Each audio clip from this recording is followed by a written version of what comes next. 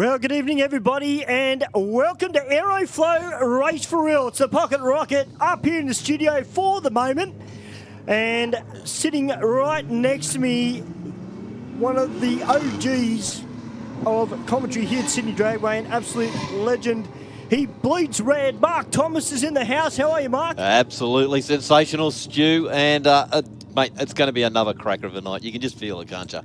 Mate, we've got some quick cars out there tonight. One car that's actually caught my eye and actually caught Ben's eye is that little Ford truck, but it's got a big supercharger hanging out under the bonnet. Well, what is kind of a bonnet. Where a bonnet used to be. Yeah, pretty much. But I'll tell you what, we've got some great cars, but of course we are open tonight. So even though there's all that setting up out the back happening with the 4x4 and Adventure Show, which is on this weekend here at Sydney Dragway, we do have parking over on the western side in the first car park closest to the pits. So if you are a competitor, you can go up there, and that's excess parking for the competitors. Some of our Burnout competitors are parked up on the left-hand side, a few of the Khalidi boys. And tell you what, guys, it's going to be a big, big night of racing. Good temperature out here tonight for racing as well. Well, Stu, you'd be actually loving this, wouldn't you? Look at this little RX-7. I really like this model RX-7. They too, particularly when they've got a nice 13B turbo underneath the bottom. I'm not against the peripheral ports by any stretch of the imagination, but there's just something about a 13B turbo. And in the world of drag racing, in particular rotary drag racing, the 13Bs are on fire at the moment, but he's taking on the FG Falcon. The FG out 1.98 in the 60 from the Falcon and winds it up to half track. He's doing 8.24 and a 12.48 there for the FG, and the RX-7 with a 16.16. XPT 250, that beautiful sounding crossflow. Falcon is out here tonight, and well, do I have to be nice? No, you don't. No. Okay, fine. It's one of those electric buzz box things. It's called a Tesla. Now, speaking about Teslas, I'm going to show you a photo, Mark. I saw this on Facebook the other day. Now, I didn't think you could make Teslas look cool at all. Like, I thought they were... Oh, where did I put it? Recent photos. Oh, there we go. So, I didn't think you could make Teslas look cool, but... You know, in full drag spec, that actually doesn't look too bad, does it? That looks pretty hot, yeah. That actually looks does right, indeed, yeah.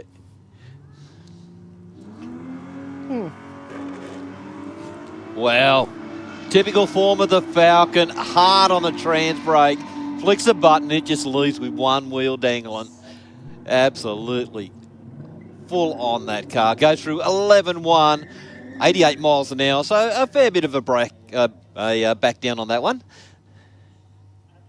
That car when it takes off, the angle of the dangle there from the front left wheel, fantastic. G'day to everybody that's tuned in via YouTube from around the world. How are you guys? Of course, Panel Van Man, who was on absolute fire last week, he's back again. He's nice and early as well. DJ Prowse, who's in the house.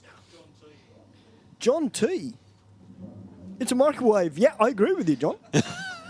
And you know what the worst part is, John? It's not even a 1200 watt microwave either. It's probably a little bit less than that. Oh, it's an RC car. What's going on, mate? McLovin is awesome. Now, that's the name on the live feed that I've not seen before. McLovin? McLovin must be a Macca's fan. I reckon he's really into his Big Macs. 100%. All right, guys, a big Chrysler 300C. Now, joining Mark up in commentary very, very soon will be the Bushman, the voice of the Speed Addict Clothing Company New South Wales State Championship Series, an absolute legend in his own right, and a very, very good racer in his own right as well. The little Mini, well, it tried to get the jump there, Mark, but the 300 went, no. Yeah, mate, he's thrown in a big one. Hit the red light, though, but, hey, that's okay. That's trying. That's the main thing. If you're the first person to crack 000 tonight, the jackpot is up to $1,200 tonight. Wow. I was even considering racing the Rocket tonight. That'd have been all right. Yeah, I probably should have, actually. Mate, no should have. You should have just done it. I know. Maybe next week. Hey, talking of should have you bought a helmet yet? No. I've got to talk to Bushy tonight about what night he's actually free to do this. Okay. Yeah.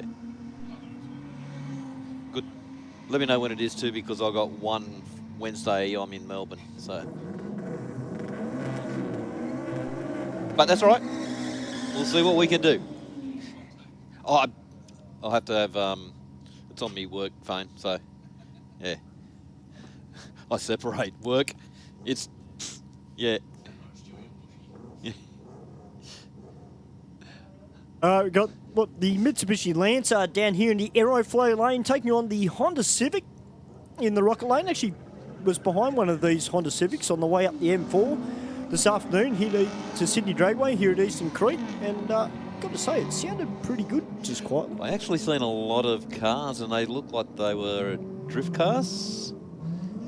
Cars here from Car Group. I believe they are coming out as part of a Sydney a Race for Real Sunday session. So sensational. Yeah, those guys out here, good mix of cars too, and it was nice to meet Nathan as well, who had boosted STI, beautiful looking black Subaru WRX with a bit of help from Ichiban Performance. Of course, Scotty Diver and the crew down there, absolute legends. You haven't seen Scotty for a while. Nah, but I tell you what, that's the right name for Subarus, isn't it? Absolutely, and I tell you what, it's a great model as well. But shame that a few of those guys aren't racing tonight. But it is great to see Gold Rush here tonight. Of course, I saw that truck, literally a truck, on the way in, and I got pretty excited because they're from the Northern Beaches of Sydney. It's what Northern Beaches people say it's a long haul from the beaches to Sydney Dragway. Personally, I just think they're lazy. Really? Yeah, I mean, agree. those guys made the effort, but we need to get more people from the Northern Beaches. Yes, Mark R. Blaster is another classic example. I've got to speak to Arby and try and catch up with him, actually. I should send him a message. Try and catch up with him down at Newport if he's not on Pittwater on the boat. Hey, Stu, this is the car that from the car club that was out here last time, the two-door one, isn't it? That he bought as virtually a bit of a roller. Yes, I believe it is. The car next to him, I can't say I've ever seen that one before. Is it an import as well? Or I've got a feeling it might be. Because that's... Whoa, both cars leave the line, just back wheels totally burning rubber.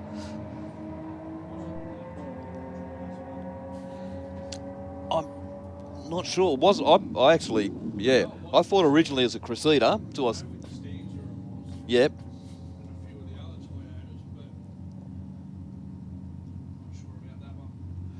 Yeah, I don't know, but we're about to have the VR or VS Commodore come out now against the EL Falcon. Now, just having a look next to us here on the screen. DJ Prowse, your busy life, Stewie, you can't catch a cold. Yes, that's exactly right. But DJ Prowse, I do look after my liver fairly regularly. So, I tend not to get sick very often. And I'll tell you what, even if I was sick, if I can still walk and talk, I'm not going to miss out on Aeroflow Race for Real. Don't forget, guys, tonight we do have burnouts on the burnout pad. Big Red, one of our pro cars, is actually going to be doing 2 skids tonight. And I got a message from the Sydney Dragway office today. Apparently, I've got to find somebody in the crowd tonight. So I may have to ask them to stand up. I don't know where they'll be. I don't know. But apparently I've got to embarrass them. So, okay. Yeah. Well. Which, is not hard for me to do. I mean, every time I walk up to Joe Sabello, I'm sure with a microphone, I'm sure he does. G'day, Joe. I can see you down there sitting in your Nissan. He's just hopping in. He's bought this one out for a little run. So he was having a few problems with the rear end in that one. Be interesting to see if he's got on top of that now. But all new cars, mate, you always have teething problems. And you're always tinkering with the car as well, and particularly at that level, top sportsman. It's such a competitive class at the best of times. And for those cars, it doesn't take much, does it, Mark, to be... You could only... Something not quite right, it could be a tenth or two off, and it hurts. It hurts big time. Absolutely. Great to see Stuo back tonight in the Audi from the JM Auto Repairs. Car from Wollongong.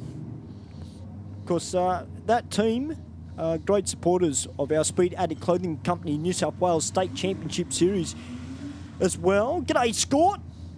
What's happening, mate? It's good to see you here on the live stream. Daniel Wilson, tuning in from Atlanta in the US of A. Welcome, mate, to Aeroflow Race Reel and Sydney Dragway.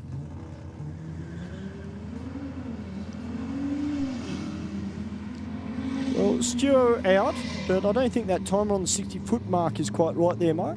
I don't think 000 to the 60s, right? No, I don't think so. He's sort of going the wrong way round, isn't he? He should be off the line. Absolutely. Oh. Do you see what I see, Mark? I do. I thought this was good. And this is the perfect race, ladies and gentlemen, because I'm a Rotor fan. I love my Mazdas. Mark is an absolute Tirana tragic. Absolutely loves his Tiranas. So, no, Mark, I'm not putting a bet on because the Tirana will, I just don't know what it's got in it. But I'll tell you what, that is one wicked-looking LC Tirana. He's got the right numplates. Wild LC.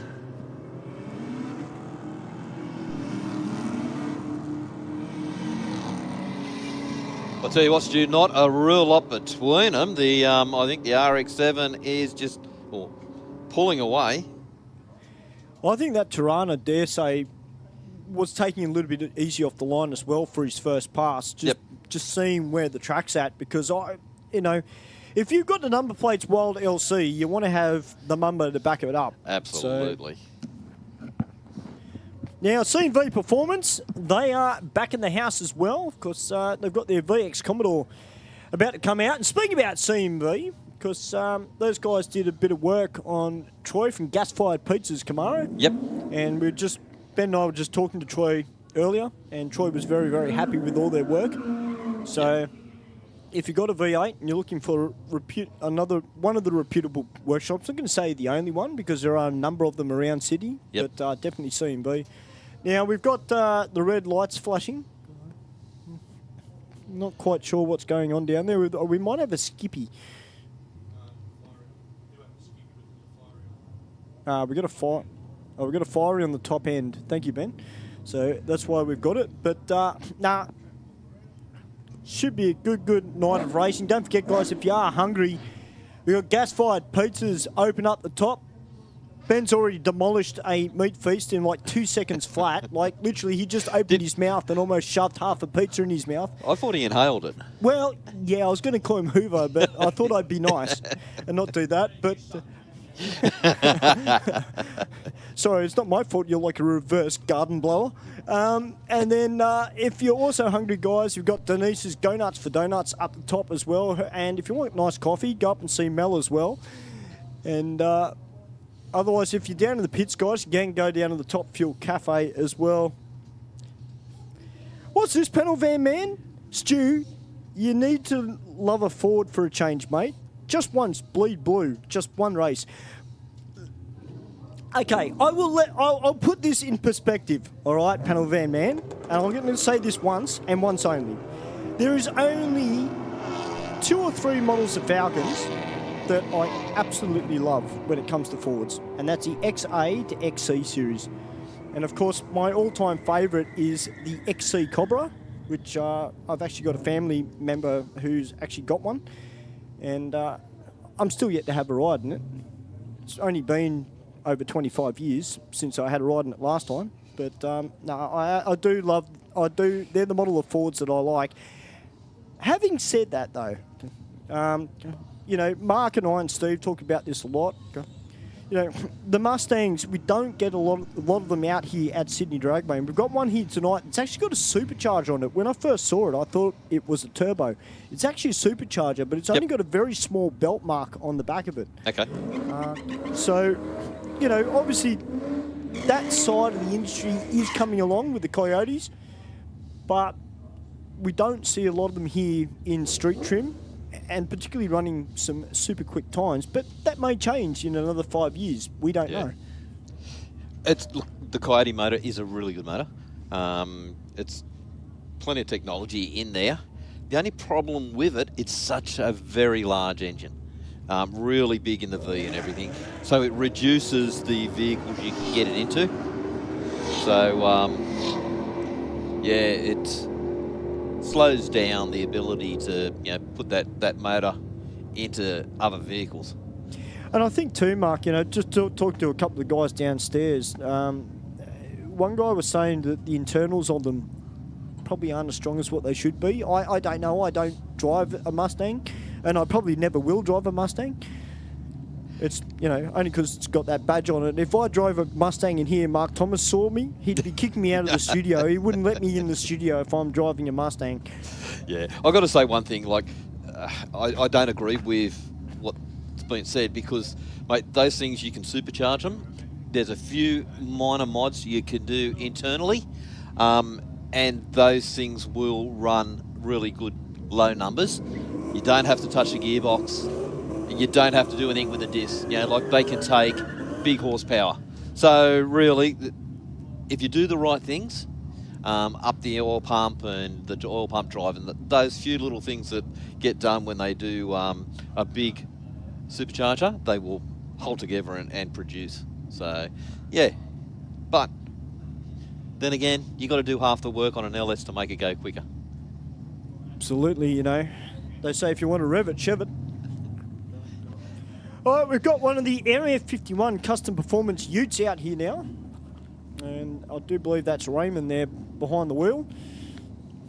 And behind him, we've actually got the boss of Area 51 custom performance. We've got Eden down there in his very quick turbo LS, Turbo 400, backing up in the gearbox department as that ute down there in the rocket lane, 12.26, 115 to 14.80 as Eden completes his burnout and he's up against the Silver Fox. Yeah, indeed. He's actually, they're doing a great job with this ute.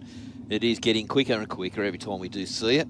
Punches out some great numbers, leads the line really well, so it's just a good all-round package. Falcon up beside him. Let's see what it's got. Yeah, hearing that Falcon going through the pits, it did look pretty angry, but I'll tell you what, Eden out 4.65 to the 330 on the brakes before the finishing line goes at 10.65, 116 to a 12.30 as the Desire Detailing supercharged Mustang comes out now.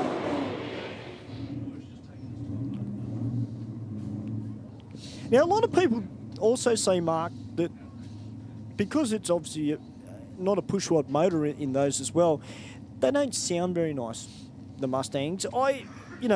It is a quad cam. Yep. It's not going to have that same sound as what the Chevs do. I personally don't mind it. Some people don't like it. Yeah, I think, like you say, Stu, it's got to be, do you like that sound? And it's true. Like you listen to a Hemi, supercharged Hemi, totally different sound. Supercharged, like LS, totally different sound.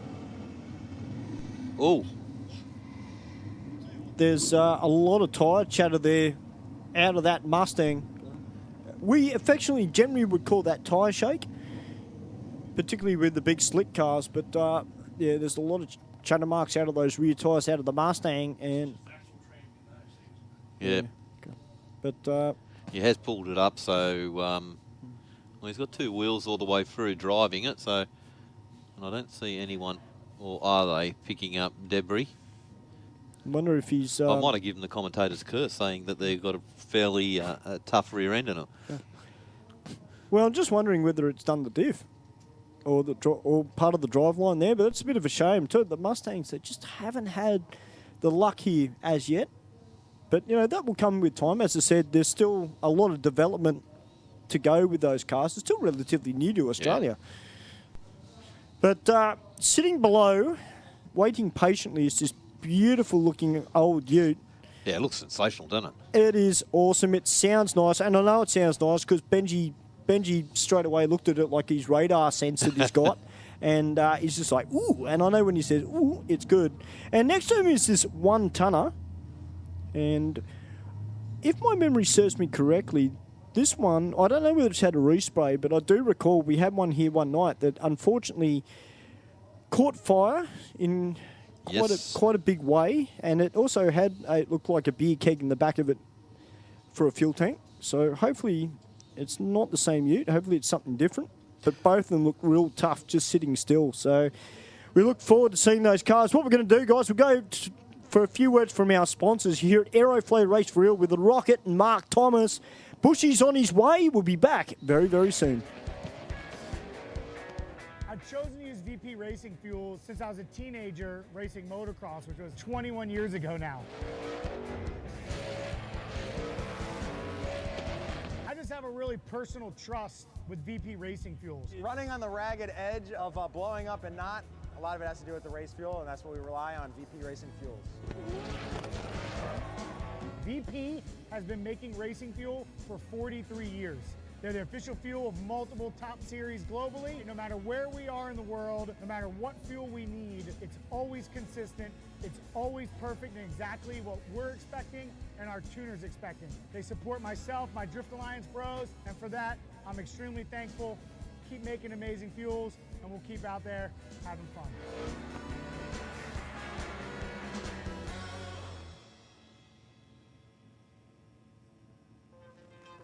Aeroflow, famous for our massive range of hose, fittings and performance products.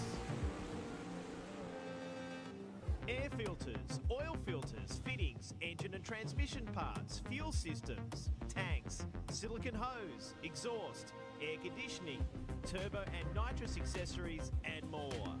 Get your free catalogue and shop online now at aeroflowperformance.com.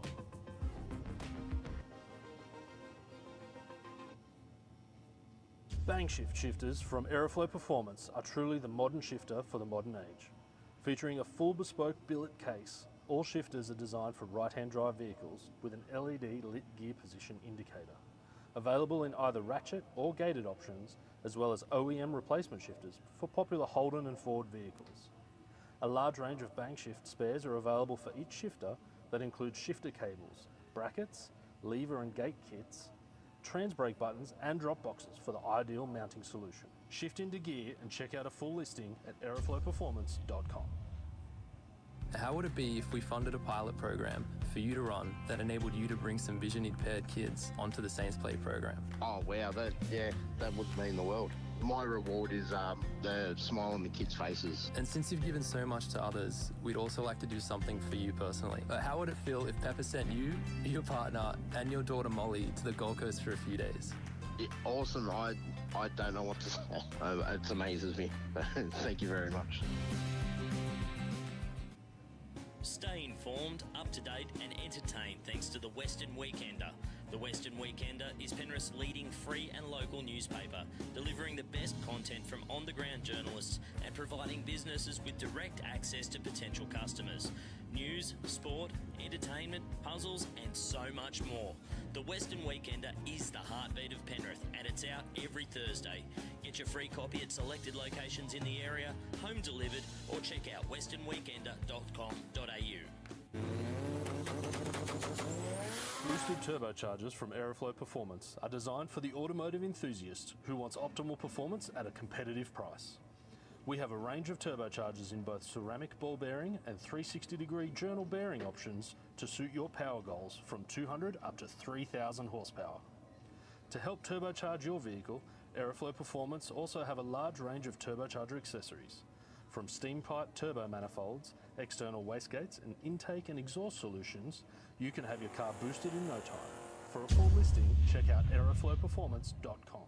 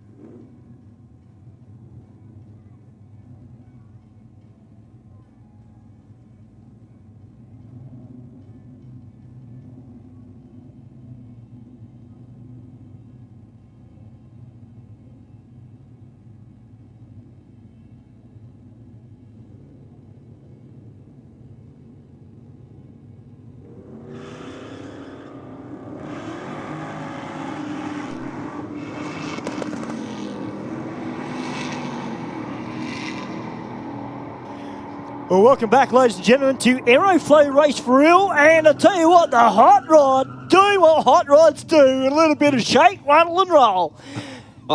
Didn't it? What? Did you see when he bangs that gear in that thing? That was sick. It just dropped down one side in the rear and just put it to the ground. That was cool. Hey, Gozzle MB, is there going to be some skids tonight? Yes, there certainly are. Absolutely. We've got burnouts happening tonight. We've got a few burnout cars here already. There's a few of them actually up on the eastern bank. That'll be because of the 4x4 adventure show set up out the back. We've stuck the burnout cars, some of the burnout cars up the top there as well. So it's going to be a big night. It is indeed. But I'll tell you what, guys, we have got Lizard here tonight. I actually know a guy from Hornsby whose nickname's Lizard. Okay. So, yeah, I won't say why, but, yeah, use your imagination. But, yeah, he... that's very rough. You had to go there, didn't you, Bench? You had to go there. You knew it was going to hit the gutter, didn't you? Yeah, exactly. He's lucky I didn't have the other... He's lucky I've got the headset on. I don't actually have my roving microphone on. So, yeah.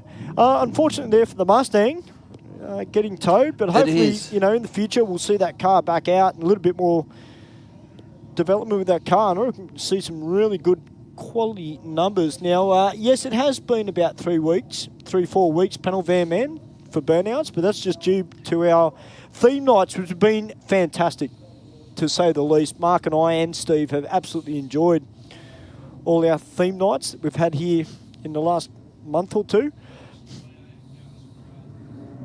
Now, we've got this VX Commodore about to come out. Lizard winding it up. That's very quiet. That HJ, yeah, it is. I'm pretty sure this thing's LS. I did walk past it and got a quick glimpse of under the bonnet before he closed it. Nice. But, nice. yeah, it had some good gear from what I could see.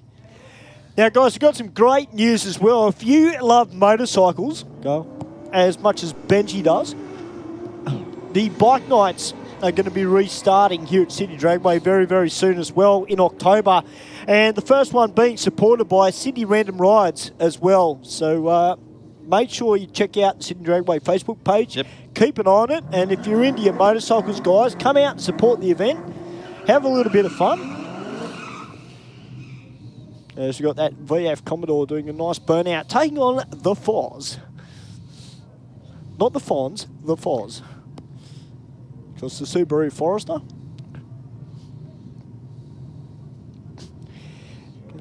Now, I did see Ross the Boss floating around. The other Ross the Boss, because we've got two Ross the Boss. We've got one at the drag races, and then we've got our #1 spectator, Ross, who's floating around. As I'm going to vacate the seat because the Bushman is in the house. Yeah.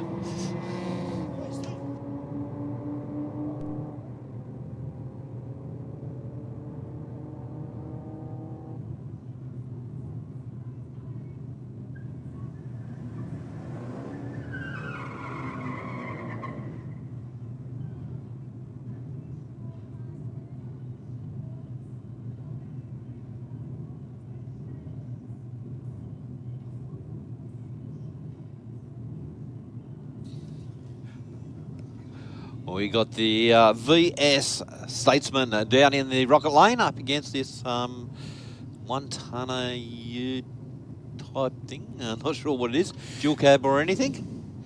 We'd almost be forgiven for thinking it was left over from last week, of course, the four-wheel drive night that we had. Absolutely. And how you going, Bushman? I'm good, thank you, Mark. How are you tonight? Oh, sensational. It's quite a nice night outside. It's a little bit warmer than one expected. Of course, the weather a little bit later in the week is supposed to be very summerish, actually. Yeah. So, yeah, that's quite good. Quite happy about that. I think the driver in the rocket lane looked like he was being a bit premature with the four-way flash across the finish line. It didn't look like there was that big a gap. He's continued it down into the braking area, though, to the top of the hill. Well, it's like a boxer. They just throw their hands up. Yeah, I won. Yeah, whether they did or not. That's it. That's exactly it. There wasn't much of a gap there. I'm not sure what the car was in the Rocket Lane, to be honest. If you're only just beating a Land Cruiser or something similar, I don't know whether I'd be four-way flashing it. Maybe they're friends, though. So. Yeah, indeed.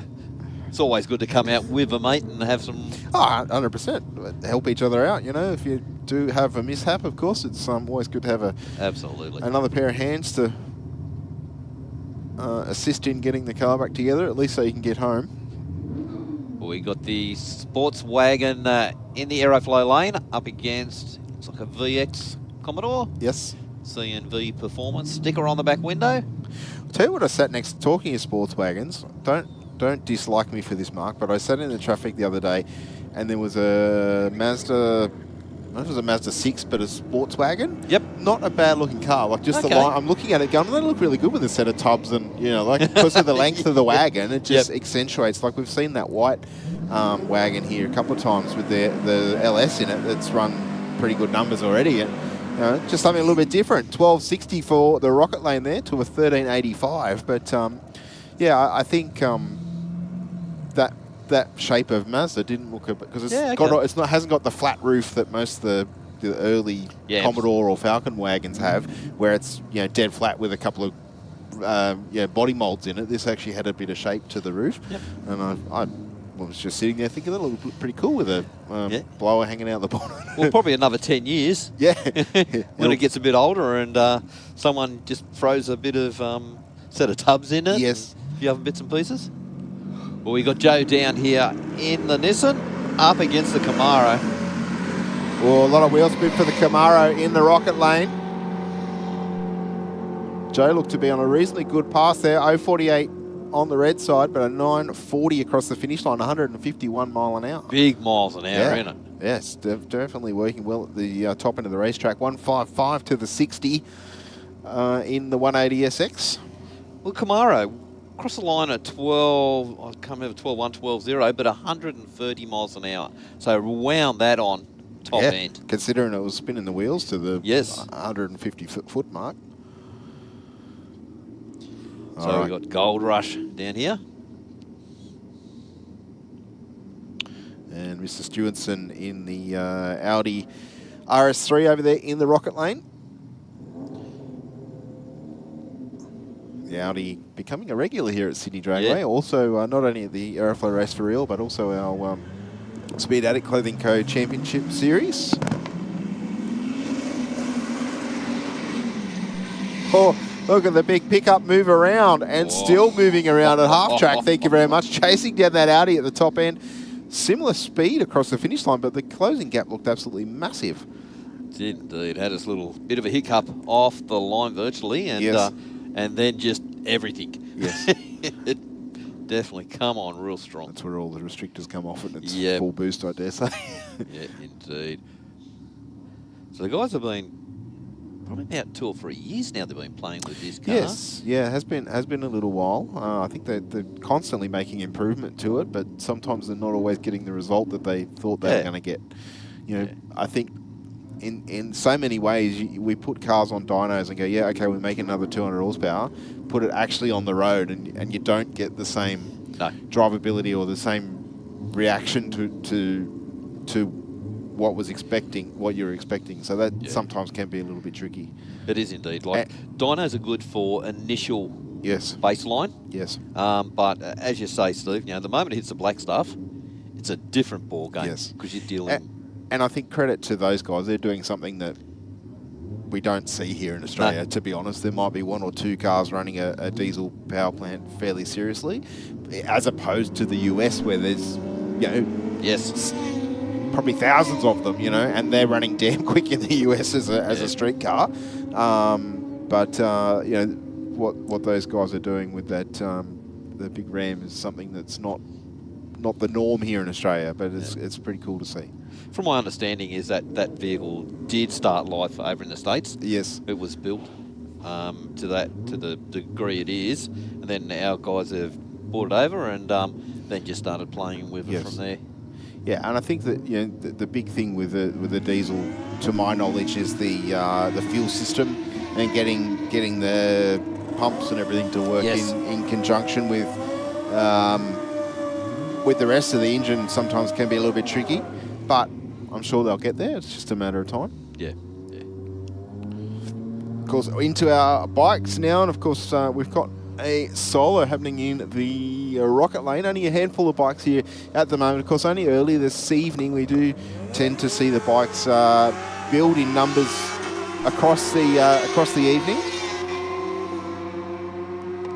Only a 1.860 for the rider in the Rocket Lane there, but runs on through for a 9.84 with a 146 miles an hour.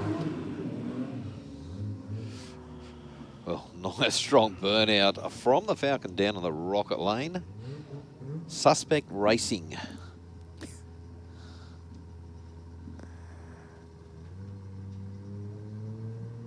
Actually, both races put down a pretty decent burnout out of the water.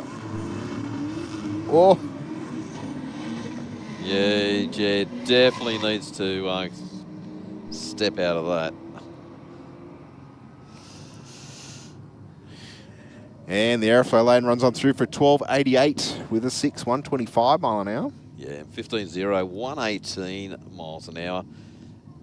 Yeah, to anyone's racer out there, like, once you start turning tyres, there's no benefit to anything, times, anything at all, except that the good possibility it's going to throw you into the wall. Yes, unfortunately, we've seen it enough times to say that that is what happens a lot of the time. Yes. Yeah, Ben just said he'll stay away from the magnet switch, but he might only once. He might change his mind. And for the record, there's no magnet. It's just it just appears that way. It's just a switch. Yeah. It's only concrete.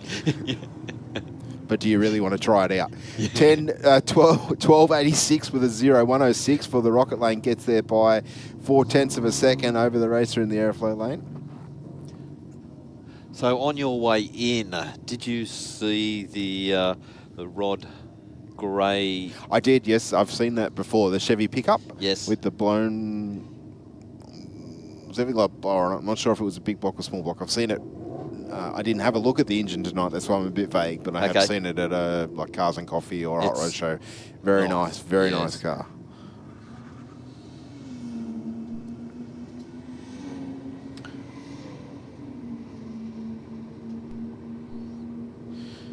The Aeroflow lane out in front with this one and runs on through for a 12.70, 114 mile an hour. Very close in terms of ET, and a 12.69 across the finish line for the racer in the Rocket lane.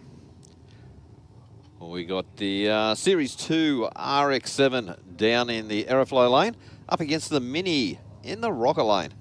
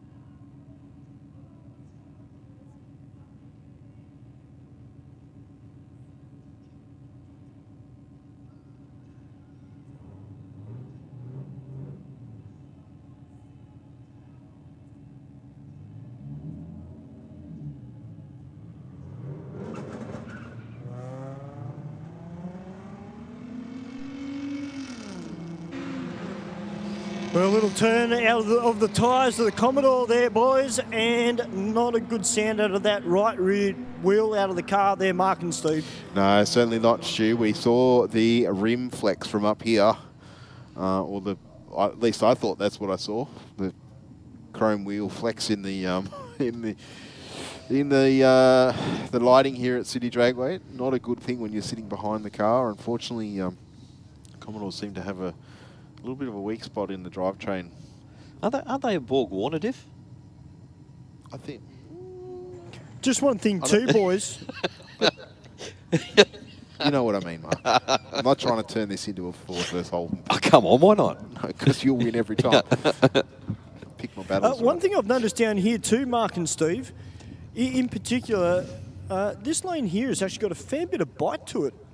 I don't know whether that's just because of the way the weather's been and just our standard Wednesday night track prep, well, or whether there's something on the weekend. But I'll tell you what, it's got a lot of bite to it in this lane. I haven't checked the other one yet, so you know we call it race for real. And Mark and Steve have got the bird's eye view up in the commentary box. But both lanes, tell you what, boys, they've got some bite to them tonight. Yeah, that's good, Stu. Hey, as long as it doesn't pull your shoes off. No. Well, that you need a little bit more glue for that to happen, but we have certainly seen that happen more than once. And I'm sure you'd only have to search sticky start line on YouTube, and you'd probably see whole videos of people falling over on the start line. I've done it. I almost got stuck to the track here at a test day on one of the radial tracks. That'll happen every time. That's where you need your baseball cleats, mate. Well, luckily it's not happening tonight because we've got the live stream and you guys are up in the commentary box, so thankfully that won't happen. But tell you what, guys, we've got a decent lineup of cars out the back. We've got some of the Burnout family up the top. I can see Reece Forrester. Crew's up the top there as well. I know we've got Big Red out the back.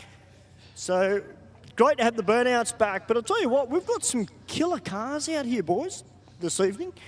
And you know what? Seeing as how we've got this little bit of downtime, I reckon we go have a chat to a couple of drivers. And what do you reckon, boys? Who should be my first victim? Do you reckon I should pick the Subaru driver? Or I reckon there's a blue LC Tirana sitting there waiting to go into the tunnel, Stewie, just waiting for you. All right, mate. Well, I did see him coming out, and he was one of the guys I did want to get an interview with because I know that you absolutely love your Tiranas, Mark. And I'll tell you what, this thing is cool. It's got the old bug catcher style scoop on the front, Magna Flow, Wild LC. How you going, brother? How are you?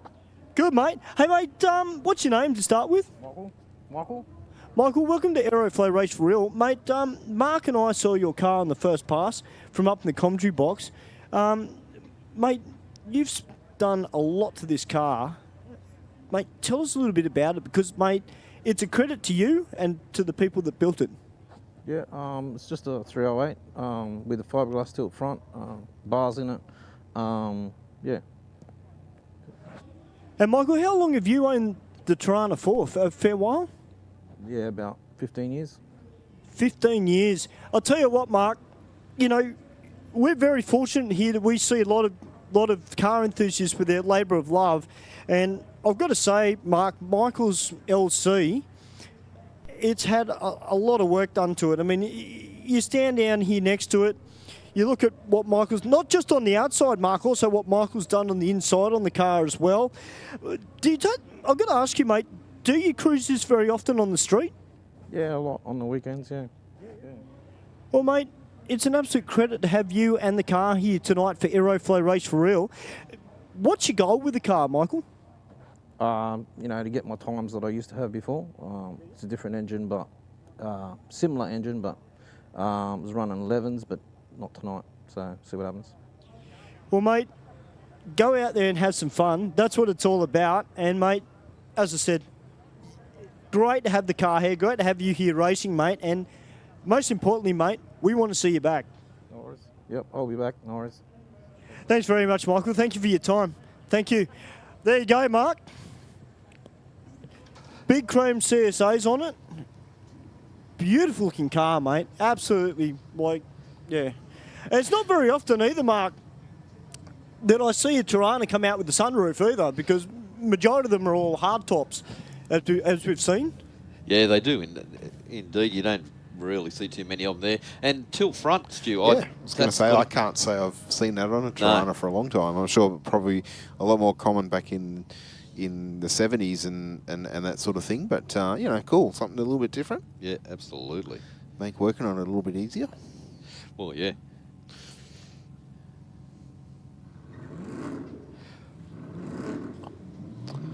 All right, our next pair commencing their burnout. We got a Skyline over there in the rocket lane.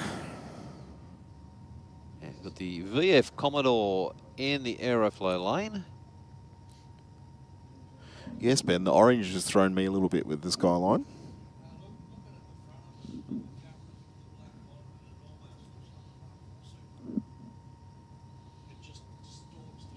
Yes.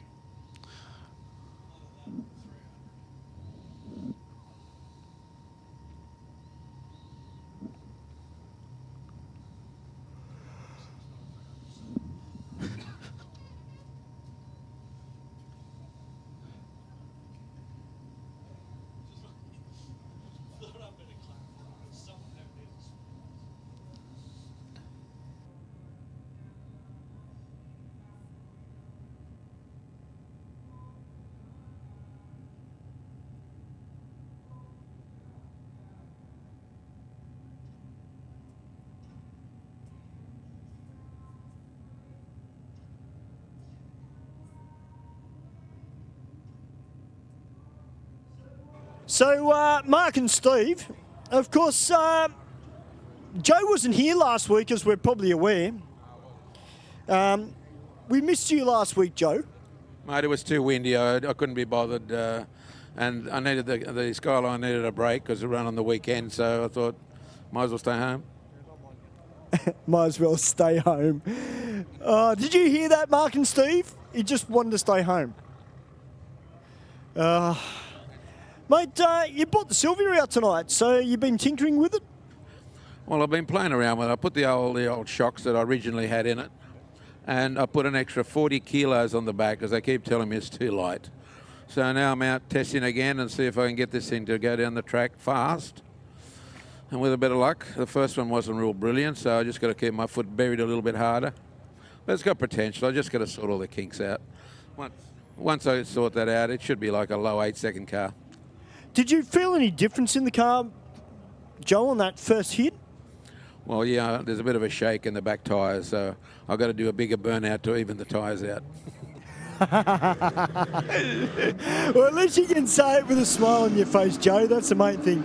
Well, I'm not that happy because I was expecting to go a bit quicker, but it was a first run, so hopefully we'll see as the night goes on if it stays together and goes a bit faster and I don't get scared. It should be all good. You won't get scared. You weren't here last week, so you should be ready and raring to go. Well, there was two reasons. One, during the day was that windy, and then two, I thought with all those four-wheel drives, there's got to be some oil downs. So I thought, mate, I'll have a night off, give the car a break, and make up for it this week. Well, it's great to have you here this week, Joe. Of course, Wednesday night race for real. Joe's probably done the most passes down this track, as Mark, Steve, and I have alluded to. Now, another gentleman who was just down there earlier, and he's back tonight, Victor Slogianis. He's brought out the big Monte Carlo. What's going on, brother? I haven't seen you for... Yeah, good. Just come out for a bit of testing and get ready for next bracket meeting. Bring the Tirana back out for the bracket meeting and get ready for Adelaide for the Spring Nationals.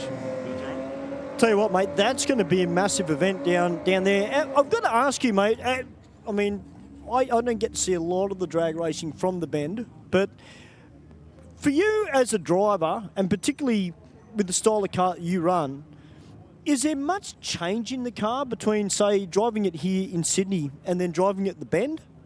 Well, yeah, what it is obviously the weather, the air. You have to tune for the air and also the track conditions. So the track could be slightly different to here. It might be stickier, it might not be. and then you have to tune to that. So that's why you get the qualifying runs, and then you tune to that. But the main thing is the weather, working out the weather, and then tuning to that. Do you think it will benefit you though, Vic, being in more a street car rather than an actual race car? No, not really, because it's still got similar devices on the car to make it leave, delay box, all that. But obviously smaller tyre, but working out the suspension, I've got it pretty worked out, so it pretty leaves pretty much on any surface, so within reason. But no, it's pretty much the same as like a tube car or a three-quarter car, just a street-style car, yeah. Now, Vic, you've got the Monte Carlo here tonight, and look, we know the history of this car is just a weapon. We love it. But it is a little bit warmer tonight. Do you think it's going to benefit you with the times? No, it won't, because it's a heavy car. It's a brick going through air, and you need good air to make power. So anyway, see how we go. Give it a go. Control the triple low. Right, I thought I was waiting for that to come from you. Well, mate, it's great to have a chat with you as usual, Vic. We're going to go throw it back upstairs to Steve and Mark up in the commentary box. You're here at Aeroflow Race for Real Pocket Rocket, myself down here in the staging lanes. Thank you very much, Stu, and it's always a fantastic opportunity to hear from our drivers and racers down there. As always, if you are out there in the staging lanes and want to give Stu a shout out, or we'll give our viewers on online or at the racetrack a shout out of the workshop that you're aligning with, or you've got a car run that you maybe want to advertise, or something along those lines, always keen to take that stuff on board. And who knows, the workshop that you might be working alongside might get a little bit more customer base out of it, and give you a little bit of a negotiation power next time an upgrade's needed. I don't know. That's up to you. But, yeah, always good to hear from, local workshops and positive feedback. Absolutely. Like, it's good to see, like we have so many sponsors here that have been with the track for a long time, and, yes, and new ones that have come on board. And, like, if we can promote someone that you use that looks after you as well, or yes, by all means, or someone that might want to jump on board with the track as well. Yes, and that's certainly an opportunity. Of course, if you are out there and have a business that you feel we are your target audience, or we provide entertainment to your target audience, there's our little Corolla. Wow, that's not standard, Mark. No. A little bit slow to the 60-foot with a 2.3 second run, but definitely a 9:23 with a 5, with no speed recorded. So, no. And 11.5, 118. So no, there's something wrong there. The 1,000-foot, I'm looking at there. Yes, there was 10.2 to the 1,000. So I'm wondering if something just blew through the top end of the racetrack. But I was getting all carried away listening to the to it on the track mics.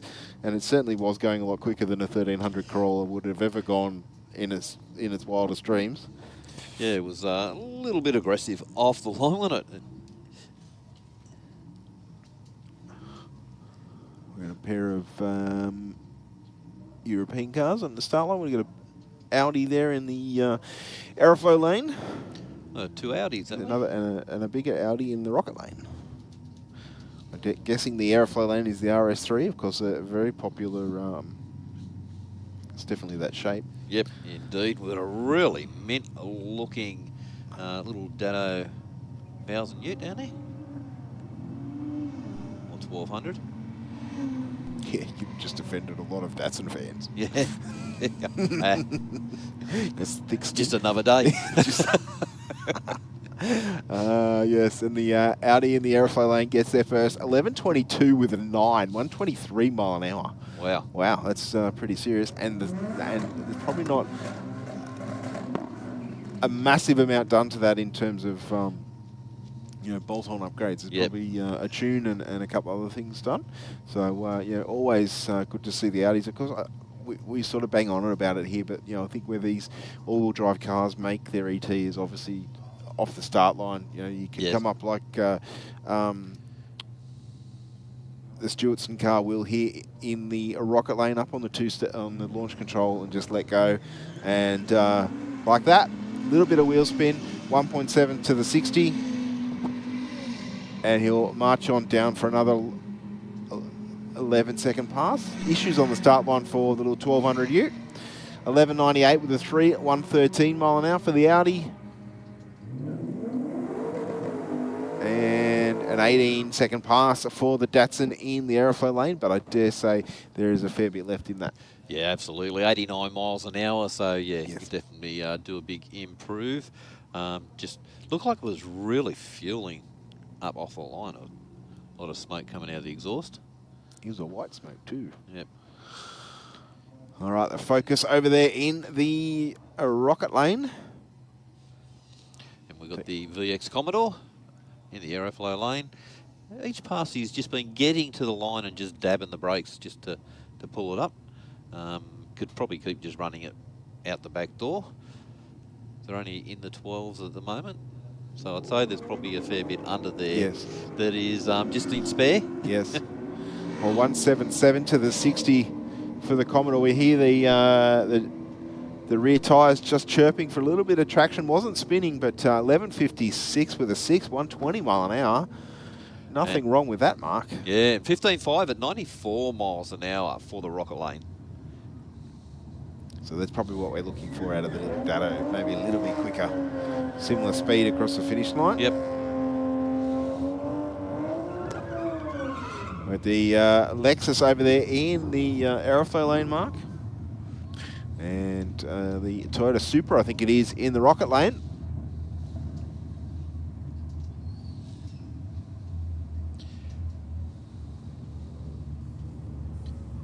And we got that wild LC Tirana down in the burnout box of Michael's. Nice looking car. It is a nice little car. Looked a lot more blue, like a brighter blue on the cameras, but almost like a French blue sort of colour, I suppose. We are looking through tinted glass, of course, but...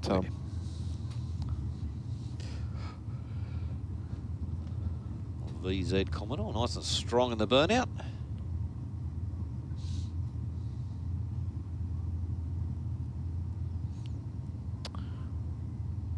Oh, Stu, you've done the Commodore's commentator's curse. And that was like 25 minutes or 20 minutes ago. Maybe not that long, 10. That's unfortunate. Michael being pushed back.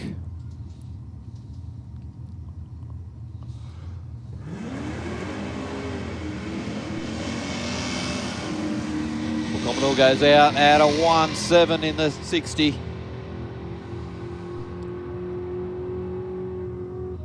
.11.2, 125 miles an hour. It's almost a carbon copy of the previous car. Yeah, it was. Actually, yeah, fairly loud sound. It was off pipes and everything. Yes. Always good off pipes. That sounds great. Well, they sound faster, don't they? They do. Yeah, the louder, the faster. Yeah. You don't say that about rotaries when they run no pipes. Do they have exhaust? No, that's why they're so loud. As Victor Satlier-Giannis in the what's that, Chevy Monte Carlo, I think it is, in the rocket lane. It's the only one that'll be here tonight, I'm sure, taking on this very nice HQ in the Aeroflow lane. Nice strong burnout from the Monaro.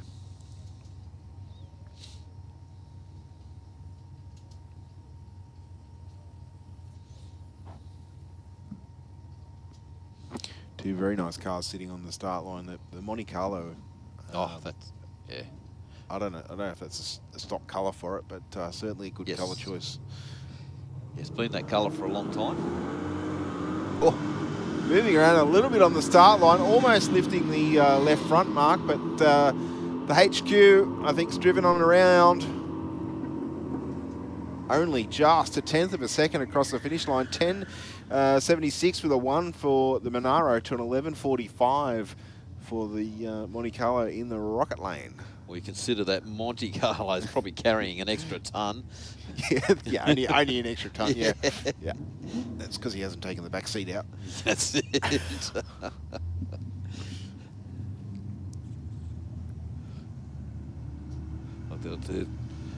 there'll be some really good photos of the earlier days of the track. Yes. Of that car. Big wheel stands. Twisting up on the line.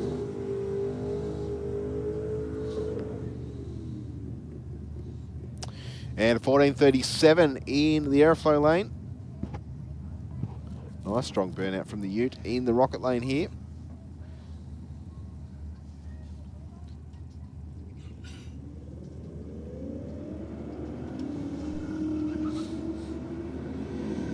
I'll tell you what, boys, there's a white car that went down earlier, and I saw it in the pit lane. To be honest, Mark and Steve, I had stopped. I didn't even know what it was. I'd never seen one before. It turns out it's a Toyota Crown. It's actually a hybrid. Is that a hybrid, Stu? So that would be a fairly new model. I think one of the guys I used to work with has only just imported one out of Japan. Okay. Like literally landed in the country probably, I want to say 4 weeks ago. Wow. In a fairly rare blue. Okay. But yeah, interesting looking car. And of course, the Crown is a fully opted. Yes. I'll say it's kind of not being disrespectful to Camry drivers, but it's kind of a Camry with every option ticked and crossed, just to be sure. But yeah, his was a hybrid as well. Whoa, 10-0, 140 miles an hour for the Aeroflow lane. And that thing was hitting the limiter. I did hear it bang and pop a little bit, so can't change the diff gears tonight, I don't think, but working very well. Just change the chip. Let it rev a bit harder. Yeah, and if it goes bang, you put the wrong chip in. Yep. I think that's Eden over there in the Rocket lane in the utility. Now he's having a few issues with getting the car to not spin the wheels at the moment, but he is only running a fairly small tyre in comparison to the horsepower this thing's probably making. And that's the problems with Utes. They're very light in the rear. It's a lot of mucking around with the suspension to get them to really hook up well.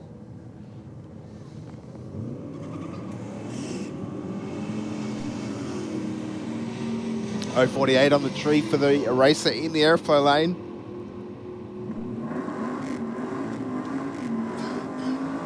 .10.6, 138 for the Rocket lane, and 11.8, 117 for the Aeroflow. So it's virtually nothing between those two when they first left the line. Yeah, and I think just the horsepower of the Red Ute just pulling away a little bit at the top end. 302 powered Falcon Ute down there on the start line, taking on our patinaed tonner. Yep, the HQ.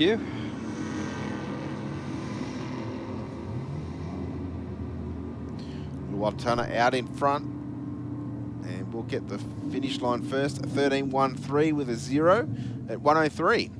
And 15.4 at 90 miles an hour for the Falcon Ute. VX Commodore in the Rocket lane. Is that a Subaru? Subaru, is it? Okay. Yep.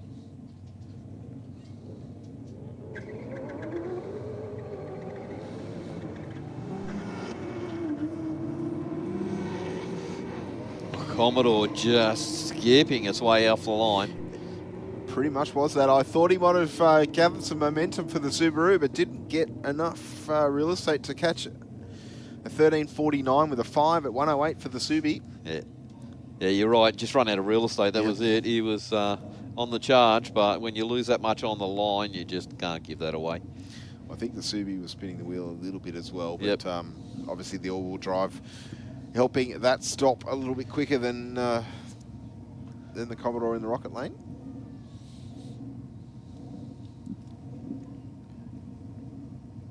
We've got this absolute mint-looking Ute down in the Rocket lane up against the VF Commodore. Sounds very nice too. Yeah, it. hear that supercharged motor just idling away.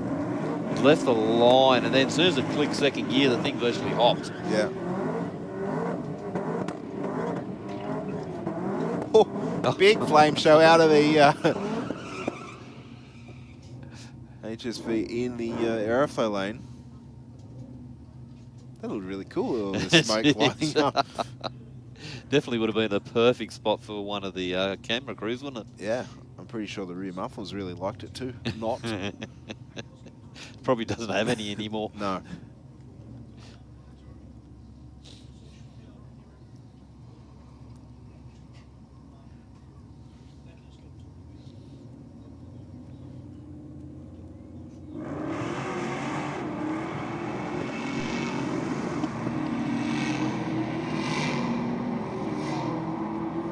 .176 to the 60 for the pickup in the Rocket Lane, and a 10.78 with a 7, 128 mile an hour through the finish line mark. And 11.8, 127 miles an hour for the VF Commodore. Well, that thing just absolutely hauled all the way, didn't it? It sure did, Mark. It's it moves over a little bit towards the wall on the hit, but the driver bringing it back to the middle of the lane, which is right where you want to be. Of course, that car punching a pretty decent hole through the air. There is a little bit of a shape to the grille, but that's about it. Yeah, it is, yeah. Yeah, I think aerodynamics in that day and age was very low on the list. No, well, that was right. It probably had a 50 horsepower motor in it, if that. Looks like our Aeroflow lane was going to take the win light here. 11.74 with a 2, 121 through the finish line. And 13.2, 108 miles an hour for the Rocket Lane.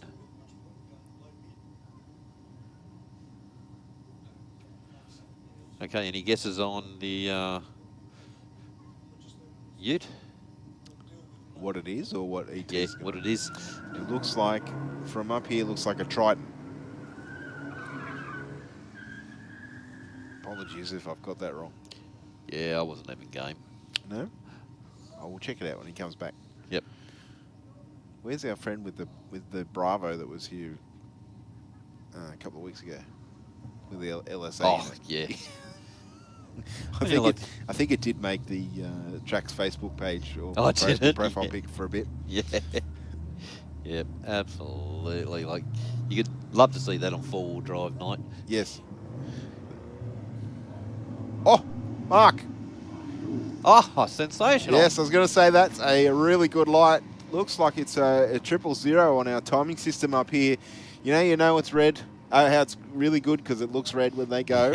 And credit to that driver, 15.49 with a 5.84 mile an hour. But 000 light there for our racer in the Rocket Lane. So we'll get that confirmed. Yes. Yeah, and if it is confirmed, jackpot.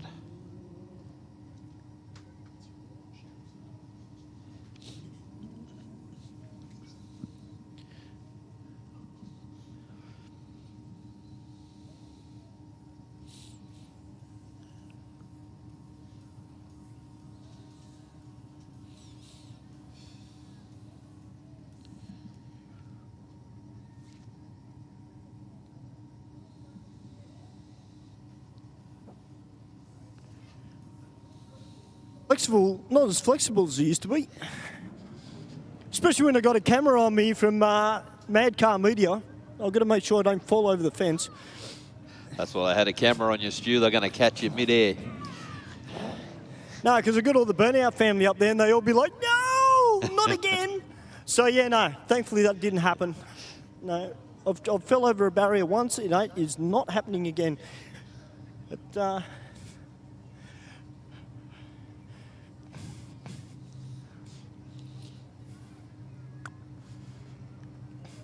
I'll tell you what, guys, the Burnout family up the top there, they've got some of the cars up there as well. They're ready and raring to go. They're all nice and relaxed. Got a good spot up there too, being able to watch the racing. Because we opened up that area for our Burnout competitors purely because we don't have a lot of room down in the pits, and also up in the car park where we've got the extra bit of parking so people can pit if they need to.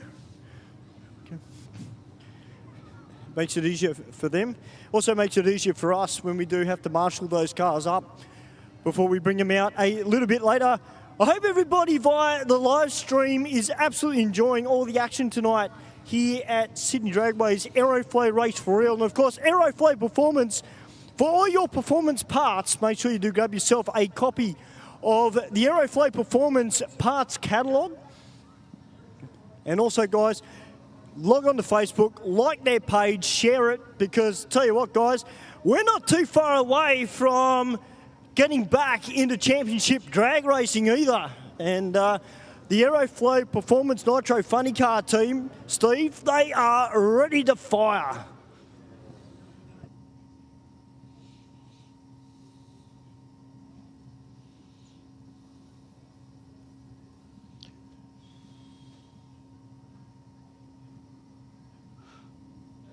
I'll tell you what, Stu, while we have this a little bit of a break, we might go up to the big screen and get some words from some of our sponsors. We'll be back with you very, very shortly here, Aeroflow, Race for Real. Speed Addict Clothing Co. Fast clothes for fast people. Shop now at speedaddictco.com.au.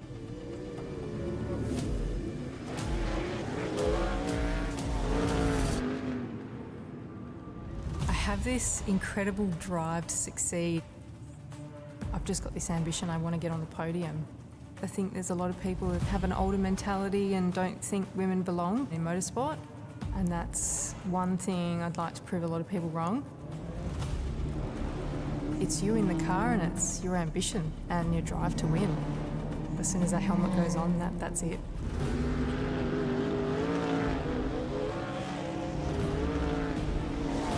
I'm Brooke Newson. I'm a sprint car and outlaw kart driver.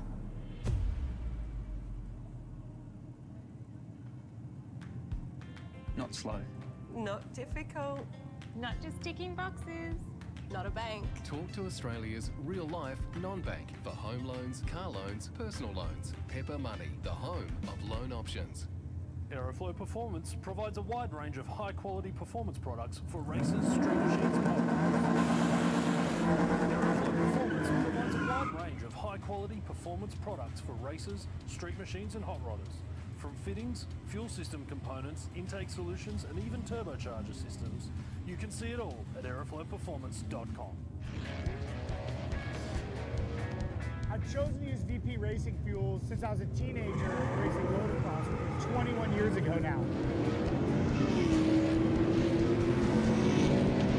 I just have a really personal trust with VP racing fuels. Running on the ragged edge of blowing up and not, a lot of it has to do with the race fuel, and that's what we rely on, VP racing fuels. VP has been making racing fuel for 43 years. They're the official fuel of multiple top series globally. No matter where we are in the world, no matter what fuel we need, it's always consistent, it's always perfect and exactly what we're expecting and our tuners expecting. They support myself, my Drift Alliance bros, and for that, I'm extremely thankful. Keep making amazing fuels, and we'll keep out there having fun.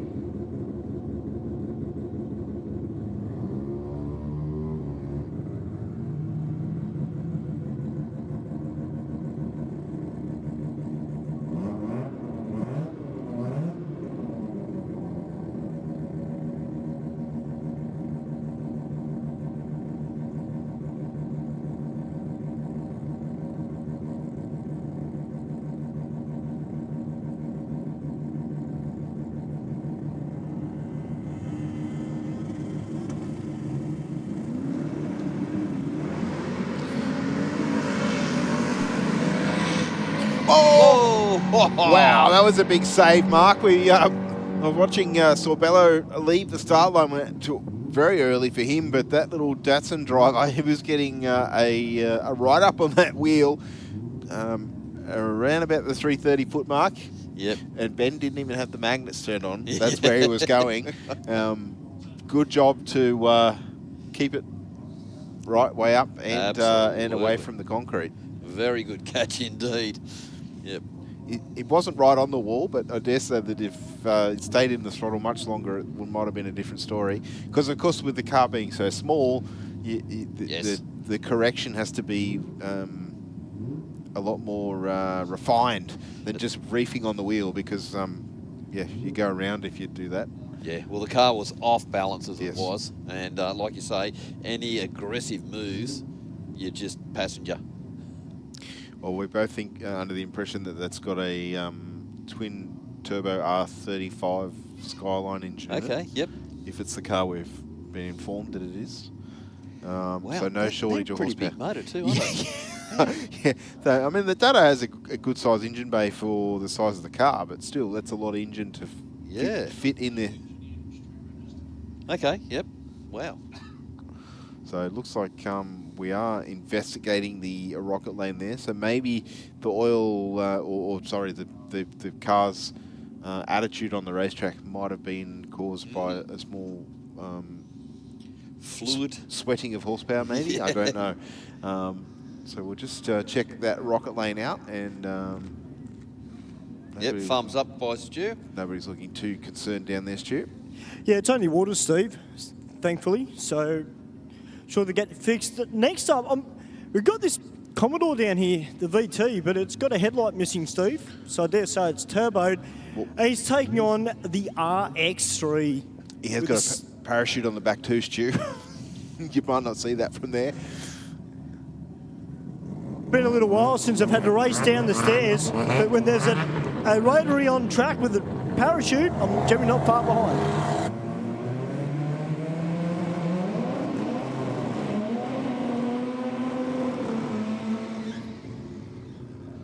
Wow. Well, no shortage of horsepower down there. No. Well, as I said, both cars got the parachute on the back, so it's telling us that performance levels exceeding 140 mile an hour or 220 k's an hour over our quarter-mile drag strip here at Sydney Dragway.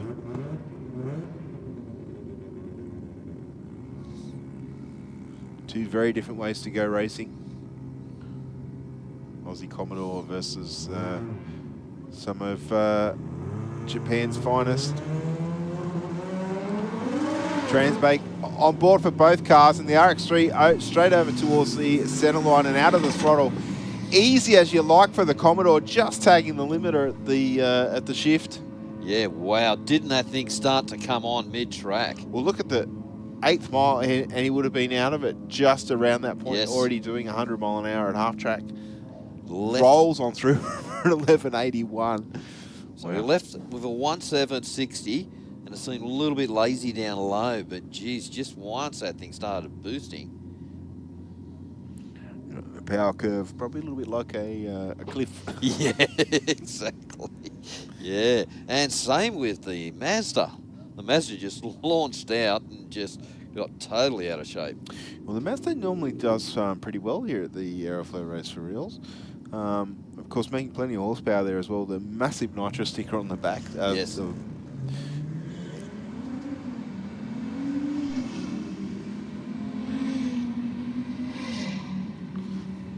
Braden down for another run with the Audi in the Aeroflow lane. And another 11-second pass, 11.99 with a 112 mile an hour. I think Braden took home his first trophy a couple of weeks ago at the Speed Addict Clothing Co. Championship Series. That's great. It's good to get those little rewards. Yeah, definitely. He's been coming out as often as he can in terms of the Aeroflow Race for Real, and also done a number of our Speed Addict Clothing Co. Championships. Of course, if you're sitting in the crowd or in the staging lanes and want to race your car for real with all the dial-ins and have the opportunity to win some championship points, the track does offer, through the Speed Athlete Clothing Co Championship, a category for street bike and street fighter. So you don't have to have a car or motorcycle that will come out and run 3 seconds at 200 mile an hour. That's not a requirement. Those two categories are basically for cars and bikes that we see here tonight. They can be street cars running 20 seconds.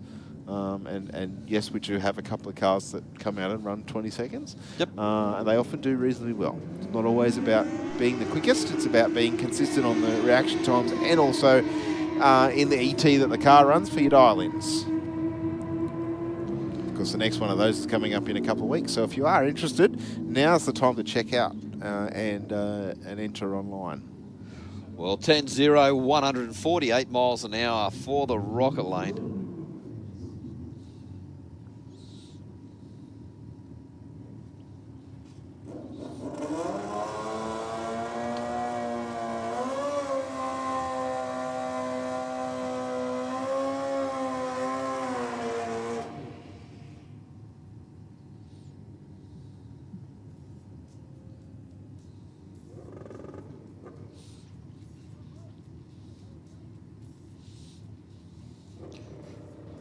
Bike down in the Aeroflow lane, just nudges on both those staging lights.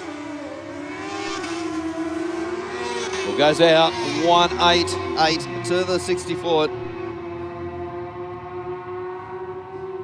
10-0, 145 miles an hour.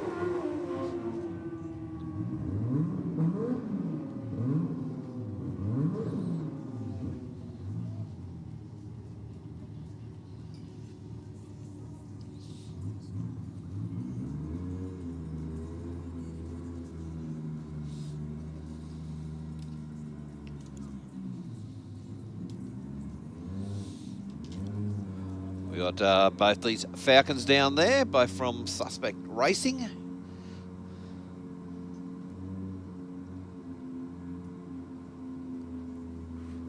Just sitting in the burnout box. Just while we get this bike into the stage.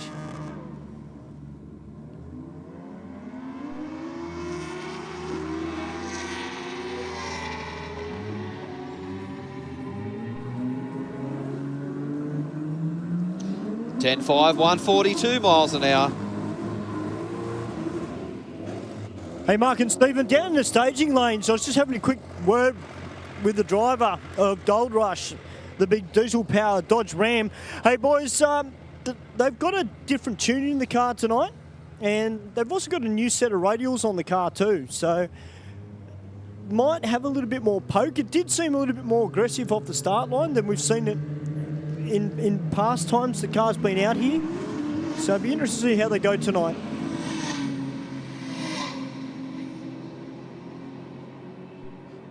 Well, the Falcon in the Aeroflow lane, getting very, very skatey.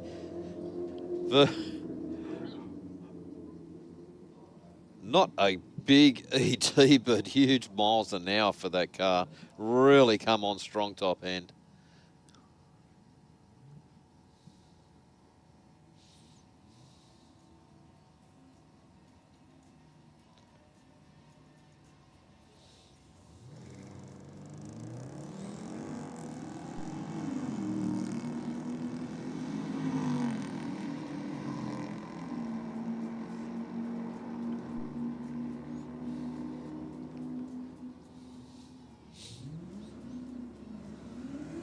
Well, 12-7, 114 for the Rocket Lane.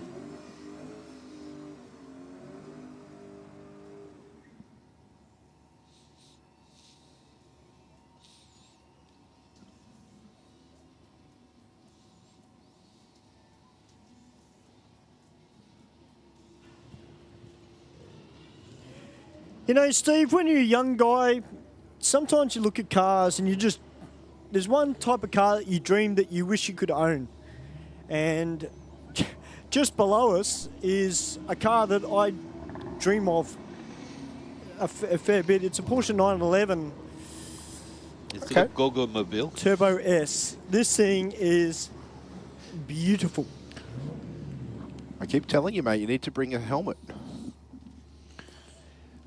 Need to bring a helmet and bring your charm and try and get a ride in it. I don't know, Mark would. Well, Mark should. I'd like to. I thought you were going to say the pickup that was rolling up to the start line, but...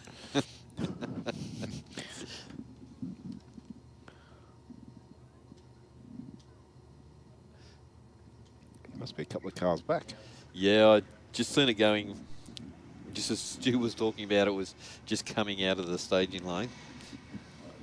0.37 on the tree for the Mini, though. And we'll get their first mark with a 15.1, 95 mile an hour through the finish line. And 16.5, 83 miles an hour.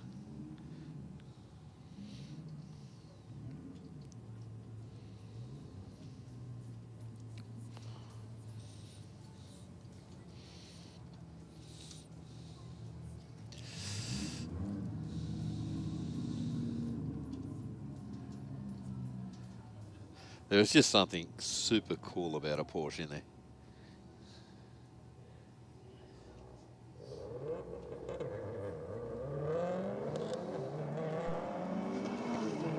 Well, you just talked about maybe thinning out your fleet. Maybe if you sell a couple. I don't know how the wife will feel about you selling the house, but you know, is that a forgiveness versus remission thing? Or? I don't know. Maybe I'll just wouldn't tell her and leave her there. I would. Oh, well, that's not the response I was thinking, but okay. Of course, only making light hard of it. Mark, I know you are a big fan of the Porsche product, even though all your cars that I'm aware of are Holdens. All Holdens, yeah. Except for the work car. Yes. But is that technically your car? No. No. Right. That's theirs. So maybe you could put a Porsche badge on one of your Commodores and see how long it is before someone picks up on it. Kia over there in the Aeroflow lane, taking on the Chrysler in the Rocket. I tell you what, the Kia's out in front at the moment. That Chrysler's not catching it, Mark. Wow. Gets there by over a tenth. 12.59 with a 9, 112 mile an hour. And the 300 was only just behind it by a tenth of a second at 109.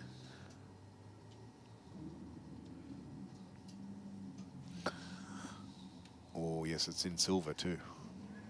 Looks good, doesn't it? Yeah.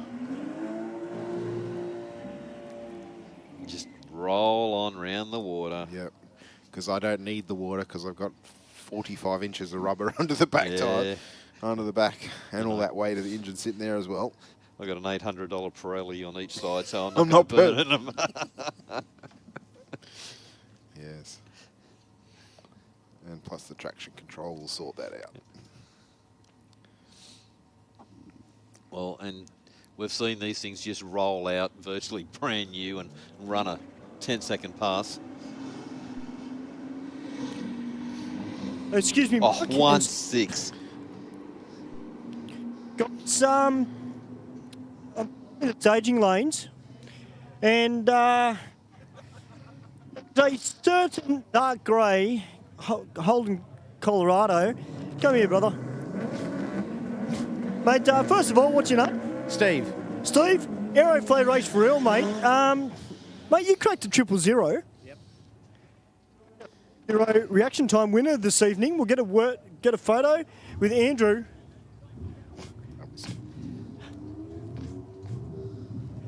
How does that feel? I mean, you've got all these other races around here, and you've just cracked the 000 in your Colorado. Yeah, well, I came out hoping for a high 15 or a low 16. I got the high 15 on the first run, and then I thought, well, I'll have a crack at the reaction time, and I managed to pull it off, and then it ended up going to 15.5, so they're spot on.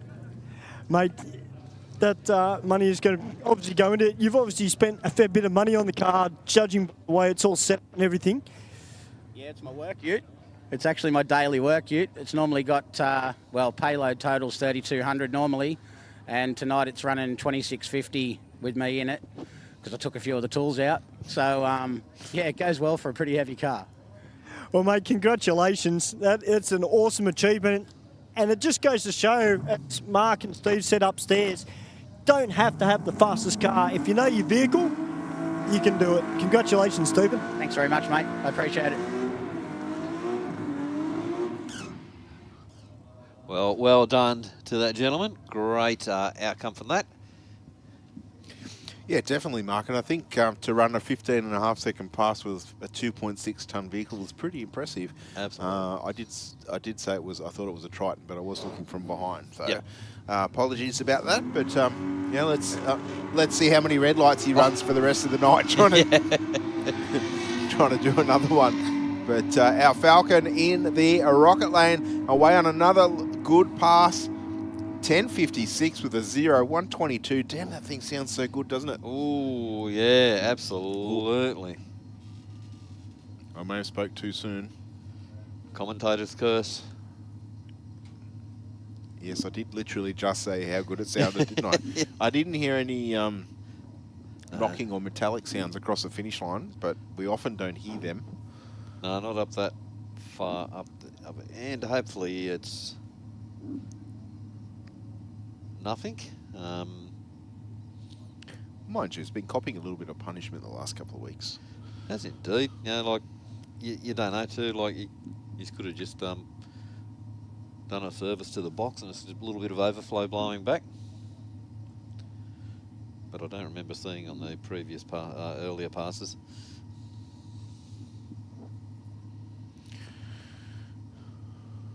Well, the smoke is lingering a little bit in the braking area, but we can't.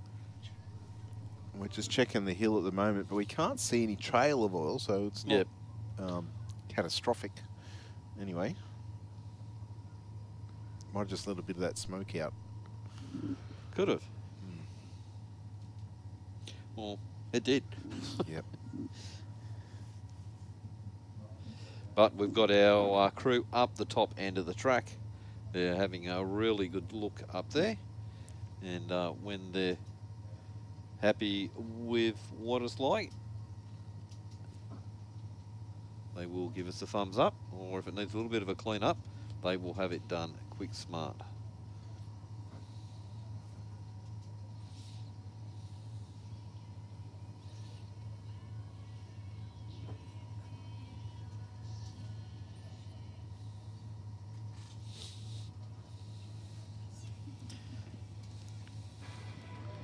Hey boys, I'm just down here in the centre of the track and I'm looking up the top where a lot of the Burnout family are.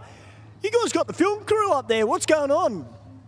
Is Reese doing male model shots up there, is he? Reese, keep your shirt on, mate, please. That's a good setup up there. I'm quite impressed. You know, Bushman, we need that for the studio, I reckon, mate. I reckon that would be really cool. What's that? A male modelling contest? No, we don't need that. Well, no, not the male model contest. I'm talking about the light up there. I reckon that'd be really cool. I reckon we get that in the studio. You know, show our faces on camera. Well, there is a camera in here, you know, but they did disconnect it for a reason. Look, It's fun. You two up there, Ben's got a camera that can show your faces, and I'm sure there's people around the world that would actually like to see your faces. There you go. Look, he did turn it on. I thought he disconnected it. I should have looked. And there we go. See, hello, everybody. Hey, everybody, see, that's Mark and Steve up in the commentary box. And to everybody around the world, now you know what they look like. So does that swivel? Yes. Where's the controls?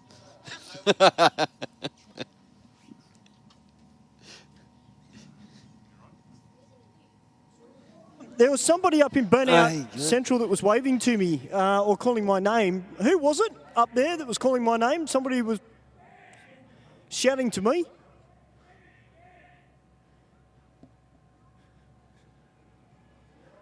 They're up there somewhere. I can hear them, but I can't see them.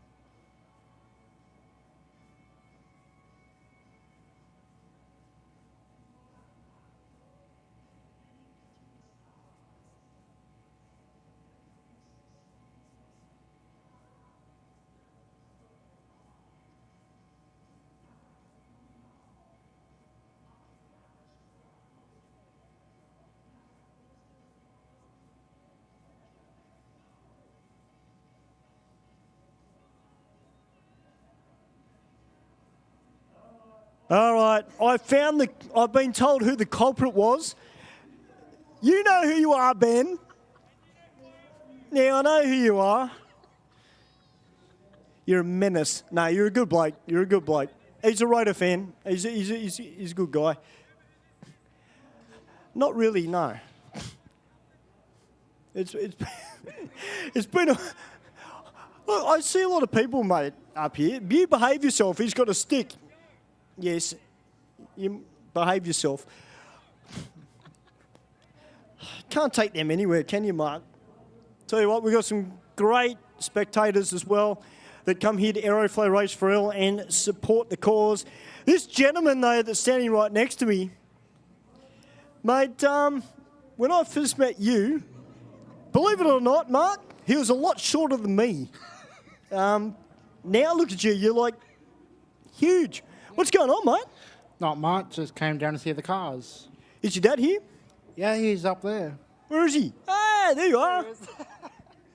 Good to see you tonight. Because you guys been... Mate, when are we going to see you on the drag strip? Oof, maybe a year. Mate, we want to see you out there. Of course, you know, you've been coming out here to Race for Real as a spectator for a long time.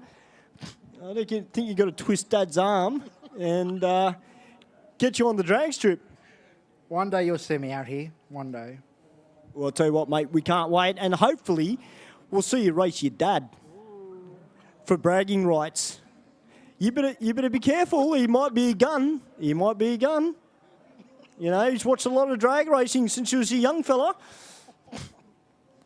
That's scary, you know, Mark and Steve, when you see spectators that you've known for years and young kids now, they're like grown adults, it's, geez, I feel old now. I'm not going to give away my age, but... 21, yeah. Aren't you? Yeah, 21 with silver hair. Thank you, Steve. Oh, 21 times 2, mate. You didn't let me finish. That's sometimes how I feel in the morning when I wake up. Yes, yeah, that's exactly. Every day, mate. Every day. It is. But on a serious note, though, it is good. And it's not just the families that come out and all these people that are supporting Race for Real and Sydney Dragway for a long, long time. It's all you guys here tonight as well. And, of course, the Burnout's coming out a little bit later. We've got the Burnout family up the top there. And we've got a lot of kids up there as well. So I'm expecting a lot of noise coming out of the stand tonight for the Burnouts. But we do have this hold-up. I'm not quite sure how far away we are, boys, but the tractor has come back, so hopefully not too long. Let me just find out for you, Stu. I'll be back in 2 minutes.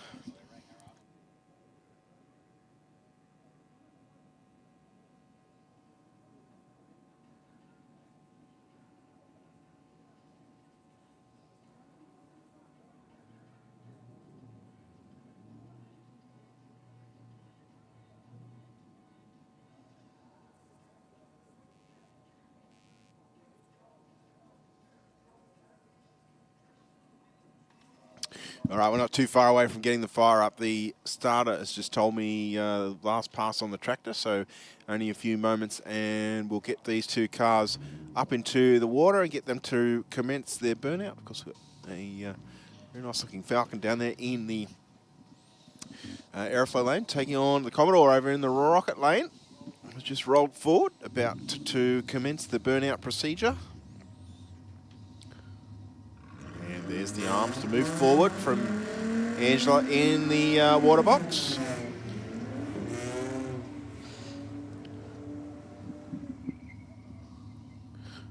Pretty strong burnout from the Falcon in the Aeroflow lane there, Mark.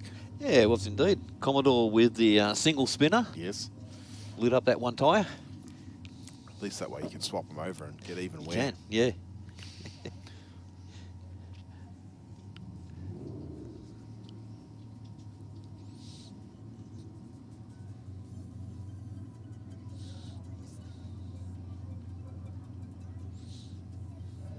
Hey, boys, I'm up here in Kids Corner, as we affectionately call it.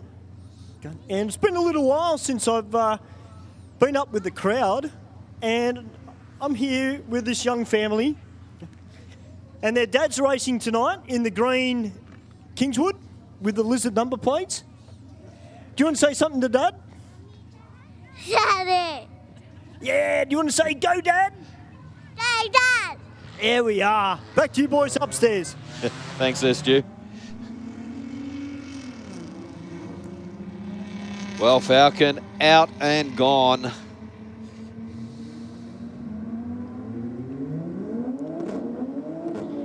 Well, Commodore pulling him in big top end. 6.3, 56 miles an hour to a 16.3. So not a real lot between them. The Falcon was backing off big time as it crossed the line.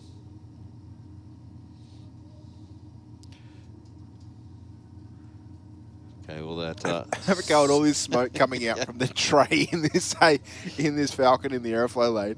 It was a fairly big burnout, and then as it rolled forward, the air got into the tray. It's just plumes, and we can only just see taillights from up here. Mind you, the Falcon over there in the rocket lane did a pretty good burnout out of the water as well. So we do have the Ute just sort of went in a fairly deep stage.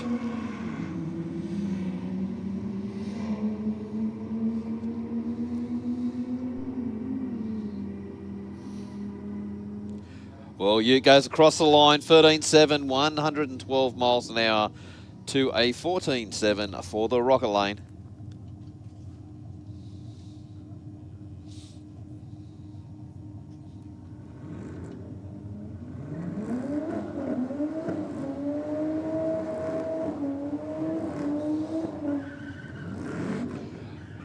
Well, Falcon in the Aeroflow lane up against the VF Commodore.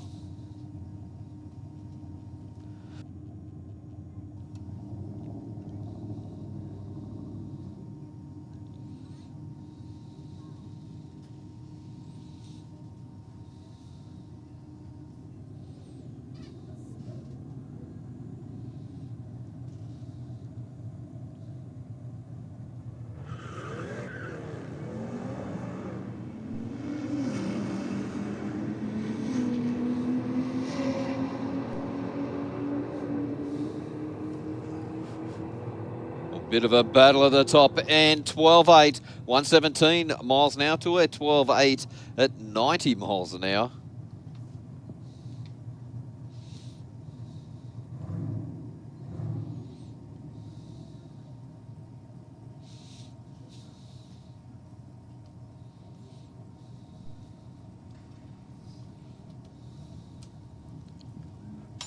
Got the VY Commodore in the Aeroflow lane up against the Nissan in the rocket lane.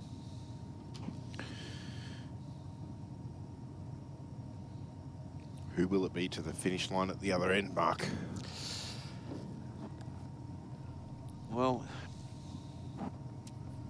pretty much anyone's guess, isn't it? Well, it's a 50-50. It is indeed. Isn't it? You can do a little bit to those Nissans and they just absolutely crack. Same with the Commodore.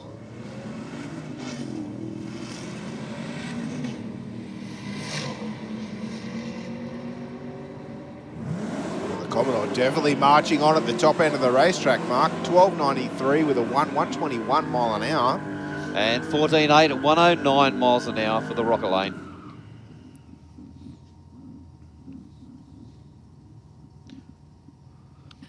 Big strong burnout from the one-tonner and also from the Commodore as well. Yeah, you drivers, something in the water tonight or what? Yeah, I'm not really sure. It's definitely going to fire it up.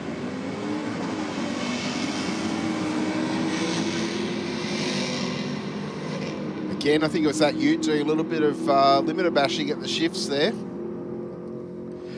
10.7, 129 miles an hour for the rocket lane. Yes, wow. And a 12.52 with a 1 at 114 for the one-tonner in the Aeroflow. Was this car you were talking about down here, Steve? The, what was it, Cruiser or something? Crown. Crown? I don't know. I thought that... Definitely an import. Yes, not a normal car that we see here on the roads. But Stu said it was a hybrid, so I would have thought a little bit newer shape than that, but I could be wrong. I know the one that my friend bought's pretty much, it looks very much like a Camry. Okay, yep. Except it's got a slightly different grille in it. 11.46 with a 120 mile an hour out of the Audi in the Rocket Lane.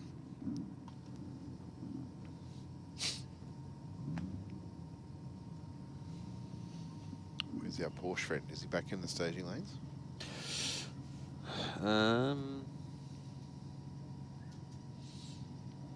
Can't see it. That lane's pretty long. I can see your pickups at the front of lane 5. Good mix of cars here tonight. Yeah, it is, isn't it? Yep. Something for everybody, cars and bikes.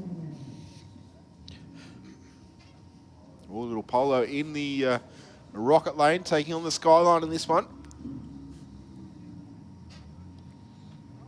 Something we haven't seen for a while. I know it went away to have a bit of a rebuild. Was the young lady in the Up? Up, yeah. I was just thinking that as I saw the Polo because it's very similar colour, obviously. But Yeah.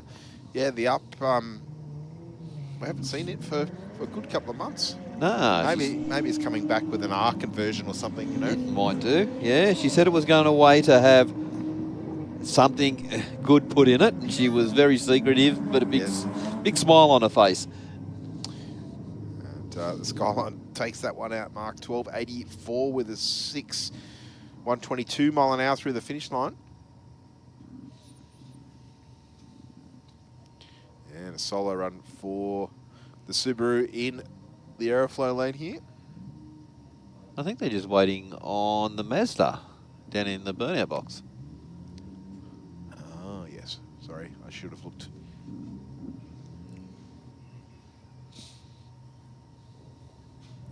So no burnout or nothing, so it still would have a bit of water on the tyres. It'd be a little bit slippery off the line. Hey, Mark and Steve, I'm up here in the grandstand and I'm currently crouched down between what I classify as drag racing royalty up here, Mark. I've got Con and Vic from C&V Performance here tonight, and they've got, well, Con's got his son and his friend, Nick's friend or son, which is co-driving the C&V Performance Commodore that's racing tonight, both of them sharing the driving. And it's pretty much stock with a little bit of gas in it. So, yeah, to say that they're impressed is an understatement, mate. It's great. Con, mate, first of all, I did say off mic, but, mate, it's fantastic to have you guys here.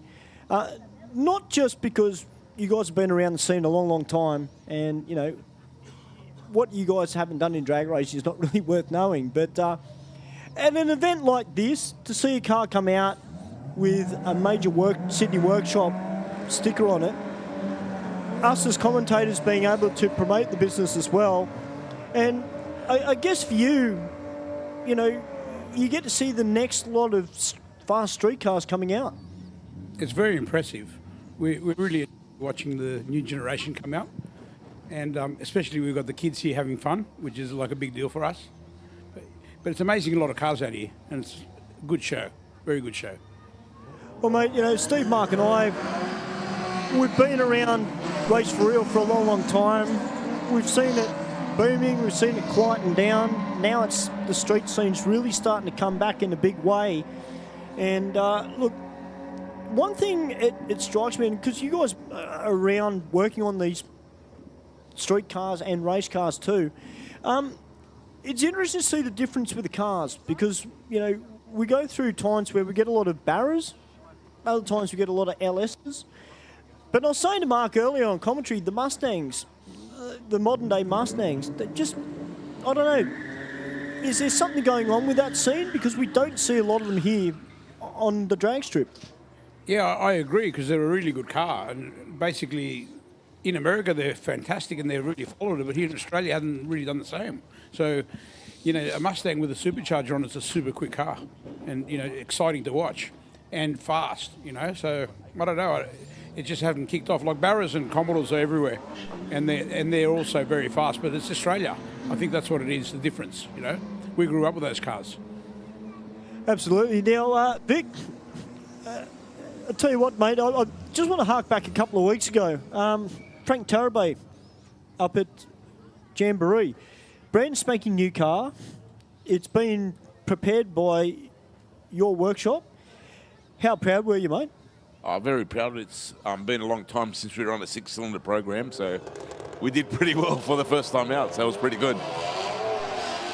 I think it caught a lot of people by surprise, though, do you think, Vic? I think so, but, there's a lot of years behind that as well, so we were prepared, and there'll be some more to come. Now, question, are we going to see some more CMV street cars in the future here at Aeroflow Race for Real? Yeah, of course. We look forward to coming Wednesday night with the street cars. They're great. You know? Well, mate, ladies and gentlemen, if you want to get a car built or you just want some prep work done to your car or you're not sure what direction to take, get in touch with Con and Vic and CMV Performance, and these two will definitely point you in the right direction on your build, or even if you want some information. And don't forget, guys, CMV Performance, they've been around the game a long, long time, and they are a very, very reputable workshop. Back to you boys upstairs. Thank you very much, Stu. Awesome interview, and thank you for Con and Vic for shedding a little bit of light on and what they've been up to. And you could not be any more correct in what you say. CMV Performance have been around for a long, long time. They lend themselves to all sorts of. If it's got pistons and a gearbox and a chassis, they're into it. They don't seem to be. I'll use the word restricted to one type of motor, one particular setup. They're happy to give everything a go, Ford, Holden, or otherwise. And credit to them for adapting their knowledge to any sort of power plant or any sort of combination in which their customer wants to go down. Yeah, absolutely. They deal with all levels of cars. Yes. From just basic street car with just a bit of a touch up, and all the way through to full race. And the knowledge is just huge. Yes. Between the pair. So yeah, absolutely sensational. And mate, even back when we were doing the workshop wars, that was such a great time seeing the garages down here, and seeing their cars. That car that was in there, mate, is absolutely full on. I think with a lot of these things, a little bit of friendly competition does motivate you to maybe try a few different things, or to push yourself. Like, I guess a comparison you could say might be Matuk versus Croydon Racing Developments and those sorts of things. There's definitely a rivalry there in the workshops to try and. In their case, chasing world records and similar targets like that. Yes, definitely helps keep the passion alive for the tuners to push the boundaries of the cars that they're working on. Yeah, and that was a really good series too, because the guys had a chance to show their wares. Yes, and it was front of big crowds, and we had so many different garages were part of it. It was really good because all of them sort of centralised around different parts that they do. Some turbos, I think from memory, one of the workshops average was like a high 7. Yes, which is pretty serious for a car. Absolutely. For a car with number plates, of course. Here's a little Corolla out again in the Aeroflow lane now. I don't think we got a true time recorded on his last run, but definitely it's not a stock 1300 in it, that's for sure. And the little Datto, I think we estimated, based on the speed, it was going to run like a high 14, I think, from memory. So definitely a little bit of work done under the bonnet in the little 1200 ute over there in the rocket lane.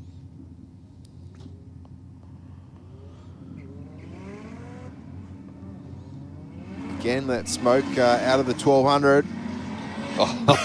Big sideways movement out of the Corolla at about 100 feet out. Big flash of flame out from under the Datsun ute. Yes. And a 1248 with a 5, 126 mile an hour out of the Corolla. And 14, I think it was a 14.7, 14.5 for the ute. I'm sure I saw a big flash of flame. You did see it? Yeah, I seen it too. Yeah. Oh, maybe it was the wrong gear. I hope it wasn't the money shift. We have got the red lights are flashing Yep. on the start line. Big burnout from the was it VH Commodore, I think Yep. it is, down there in the Aeroflow lane. Definitely a turbo something under the bonnet. I'm going to go out a limb and say it was an LS because that's definitely what it sounded like. We'll just have to check the racetrack and make sure that there's nothing on the racing surface in either lane.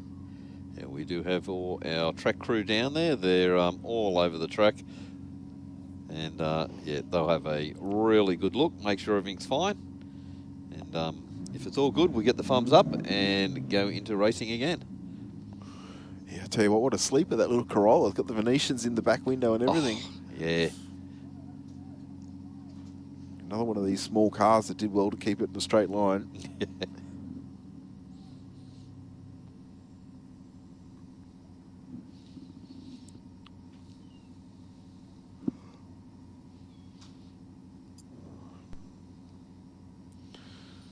All right, looks like we have something coming back this way with headlights on it. So I'm guessing it's either the tractor or the quad checking the top of the hill.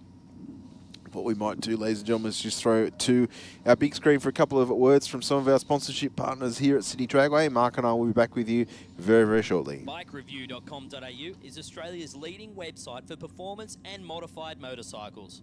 BikeReview.com.au is the only motorcycle-focused website to feature motorcycle drag racing on a regular basis. And in the words of editor Jeff Ware, our involvement with Sydney Dragway is our way of putting back into one of our favourite sports. BikeReview.com.au. Stay informed, up to date and entertained thanks to Para News. Para News is Parramatta and the Cumberland area's leading free and local newspaper, delivering the best content from on-the-ground journalists and providing businesses with direct access to potential customers. News, sport, entertainment, puzzles and so much more. Para News really is the heartbeat of Parramatta and Cumberland, and it's out every Tuesday. Get your free copy at selected locations in the area or check out paranews.com.au. Bank said no to your home loan? Talk to us. Not a bank. Talk to Australia's real-life non-bank for home loans, car loans, personal loans. Pepper Money, the home of loan options. Whether you're building a street machine or a race car, Aeroflow Performance has a solution for you. Our ever-increasing range features boosted turbocharger systems, Bosch Motorsport products, X-Pro electrical systems, hoses and fittings, bang shift shifters, differential parts and fabrication components. You can see it all on aeroflowperformance.com.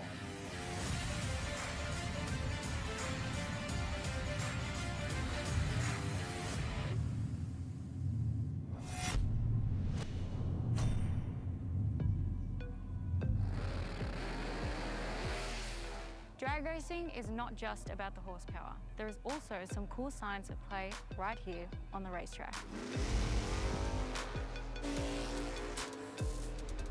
These drag strips aren't just regular concrete. We treat it with a special kind of glue often referred to as traction compound. I usually twist my foot and it's all... This is designed to ramp up the traction of the track's surface. It's getting worse by the minute for us racers to go straight and fast.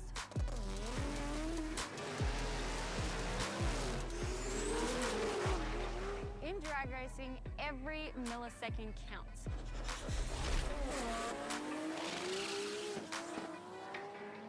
That's why the teams adjust the car's setup to suit the track conditions.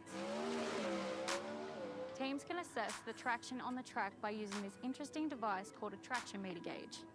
The bottom of the device has a rubber pad that mimics a racing slick.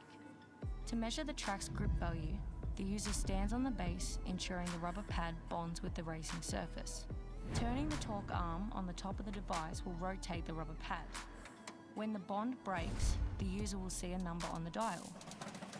Teams can then use this number to help create baselines for grip within their respective setup.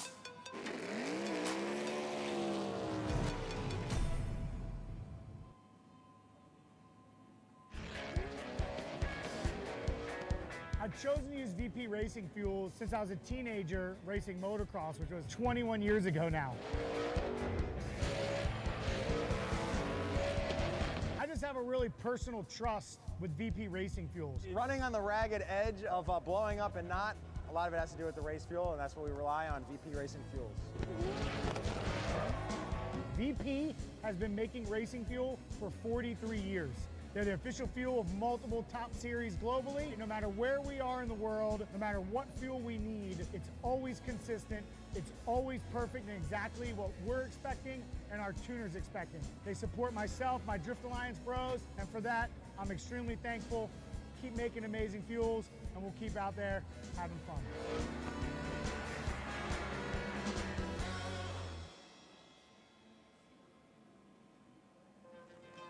Aeroflow, famous for our massive range of hose, fittings and performance products. Air filters, oil filters, fittings, engine and transmission parts, fuel systems, tanks, silicone hose, exhaust, air conditioning, turbo and nitrous accessories and more. Get your free catalogue and shop online now at aeroflowperformance.com.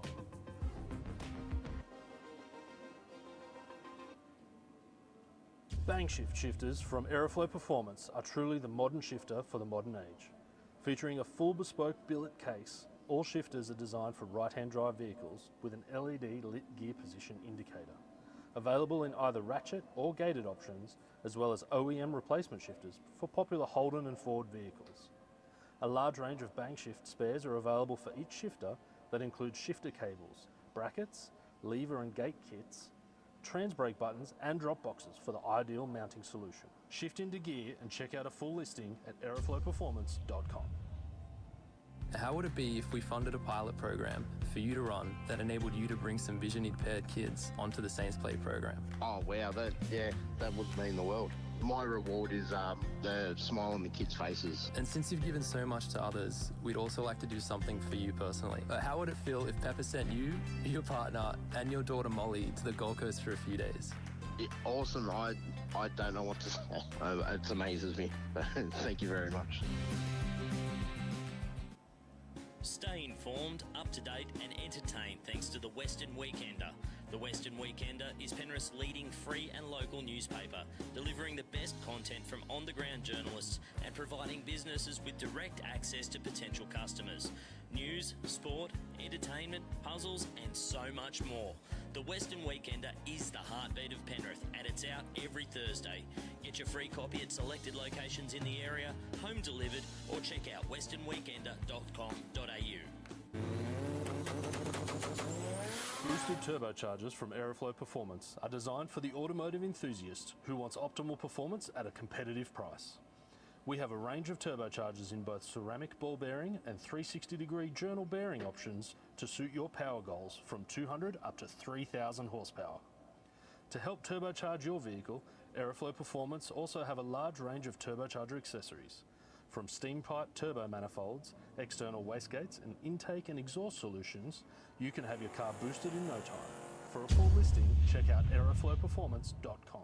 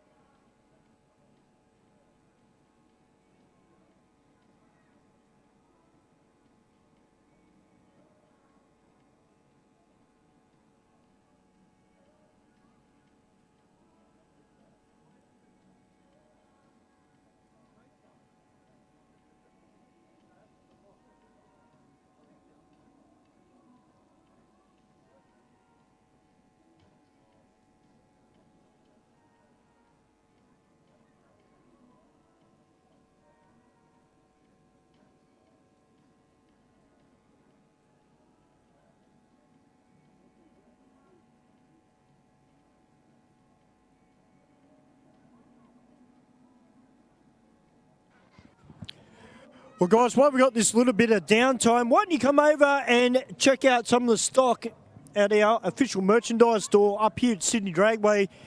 Grab yourself a hat, a hoodie, a shirt. You can show everybody that you're part of the Sydney Dragway family. Got some great shirts up here as well. We haven't got the male model up here at the moment because he's up in the commentary box doing the cameras. Of course, I am talking about Benji, but look, they've got some good long sleeve T-shirts up here. Some Good Friday Burnout shirts are still available by the look of it as well. So make sure you do come up and check out some of the merchandise and grab yourself something to wear.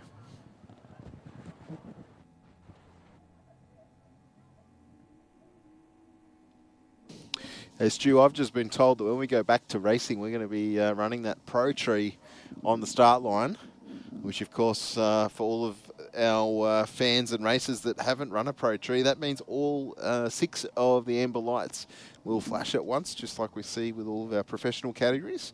So I've been told, as I said, just repeating that that will commence when we come back to racing, because I believe that we'll be finishing a little bit earlier than normal for all of our Burnout competitors that are here tonight. So looking forward to that. In the not too distant future, of course, just finishing up a little bit of a track cleanup in the rocket lane there. Unfortunately, it looks like that flash of flame that Mark and I saw from under the dado was a little more than a flash of flame. Yep. So unfortunately, there's some bits and pieces that needed to be cleaned up. So we're not too far away from getting back into racing, of course, with the Pro Tree on the start line. And as I mentioned before, we will be having our next round of the Speed Addict Clothing Co. Track Championship here at Sydney Dragway on Saturday week. The last one that we had only 2 weeks ago was a fantastic meeting. With a little bit slow to start. Obviously, they had a little bit of the wet stuff first up in the morning, but we got the track cleaned quite promptly and had some good fields right across the board. Supergas had a strong field, as did our Boosted Outlaws. They had, I think, 6 or 7 cars front up, which was fantastic to see. Some really good racing. We had one race decided by 2 10,000ths of a second, and I did punch some numbers very, very quickly, and I worked out at the speed that the car was travelling, the margin across the finish line was like 12 mil, something like that, 1.2 centimetres. So you try and pick that from the naked eye. Very glad that we had the timing system to tell us, although my maths might have been wrong, but I'm saying they're correct. For those of you that want to check, the speed I think was about 140 mile an hour, and the margin was 2 10,000ths of a second.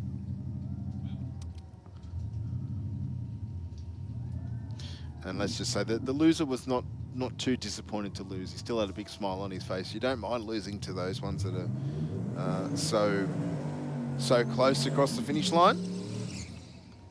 And it looks like we've been given the all clear to fire these cars back up with another Burnout. We've got the Turbo LS in the VH Commodore down there on the start line, taking on the ST Focus in the rocket lane.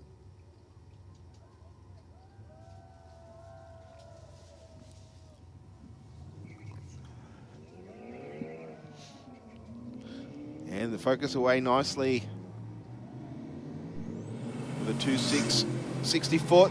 The turbo on that VH coming alive at about 100 foot out onto the brakes, and we'll coast on through 118 mile an hour to half track. Wow. Went 7 seconds to the 60 foot.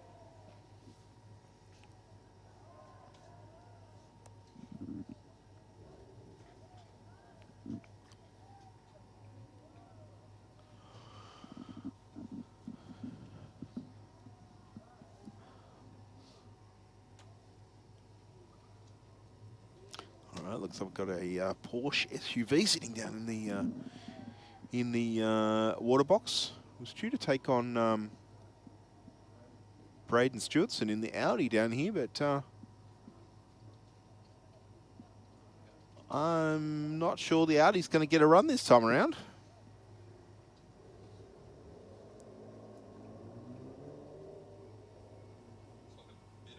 Looks like a bit of a power problem, this too. Like, mirrors are all still folded in. It's got brake lights, but... Computer says no. Keeps flashing some lights. Like an immobilizer or something along the... Possible.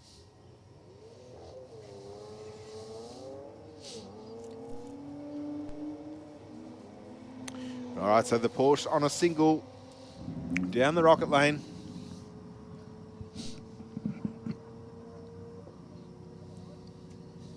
And runs on through for 13.3, 101 mile an hour. Sounds like the Audi's fired into life. I saw a little bit of laughing going on down there, so maybe something a little bit silly. Yeah. Perhaps.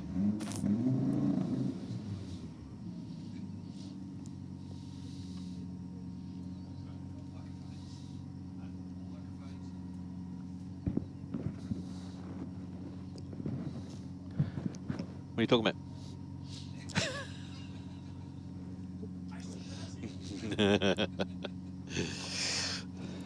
All right, got the Lexus in the Aeroflow lane.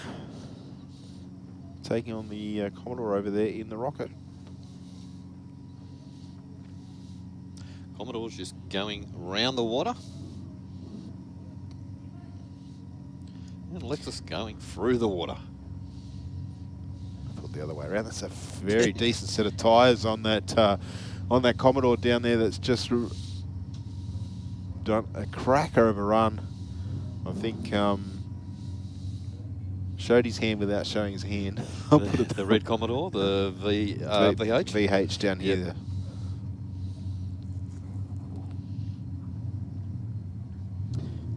Yeah, I think we might see a couple of good passes with that one before the night's out.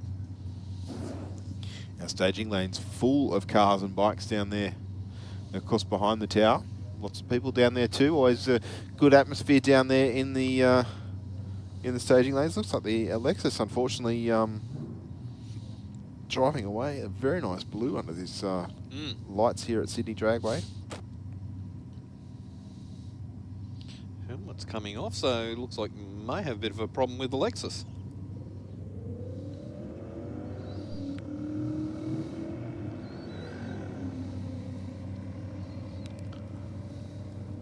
Doesn't take much, but I'm confused. Anyway, so a 14.17 down there for the racer in the Rocket lane. 105 mile an hour through the finish line. 105 mile an hour to all of our metric minded is still 160 odd kilometres an hour. Yeah, about 162, 63 or something. Yep. So certainly no slouch from a standing start, 400 metres to get to 160. Yep. Not bad going at all. Okay, we've got the Audi, looks like on a single pass.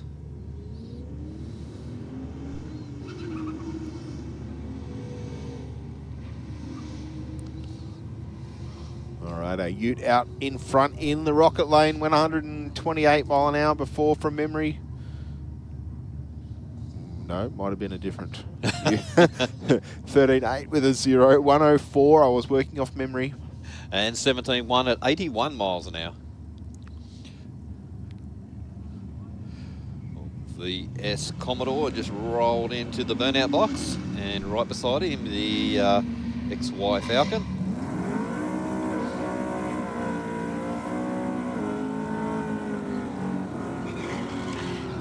And a 12.51 with a 3, 111 mile an hour for Braden in the Audi. That's definitely a bit off pace. Yeah, just a little bit off pace to what he was running 11.9s before. Big burnout from that Falcon down there in the Rocket lane, yes. Mark. And a very big set of tyres under the back of it too. The sunroof on board, and I think it looked like there's a set of front runners on it too. So taking on the Commodore in the Aeroflow lane here. Well, just squatted and out, but the Commodore just hooks up 1,560 foot on a killer pass. 99, 142 miles an hour. And 12-3, 109 miles an hour for the Rocket Lane. Well, VS just hooked. Well, remind me to never ever pick that car. or anyone out there that, not that I condone it, but definitely I wouldn't have picked that for a 9-second car. No. And it was just so sedate in the burnout. Yes. And then it was like, catch me if you can. Exactly. The Falcon looked pretty serious, but didn't even challenge it, did it? Not at all.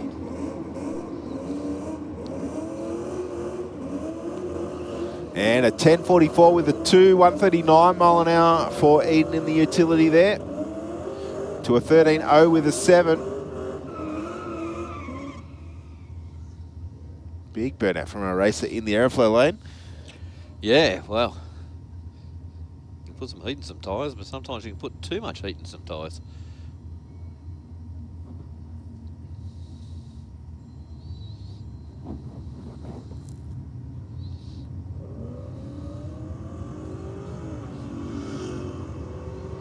Well, didn't do it too bad at all. A 1.6 in the 60. Goes through 11.5, 118 miles an hour to a 15.3 at 90 miles an hour. All right, boys, the rocket is refueled.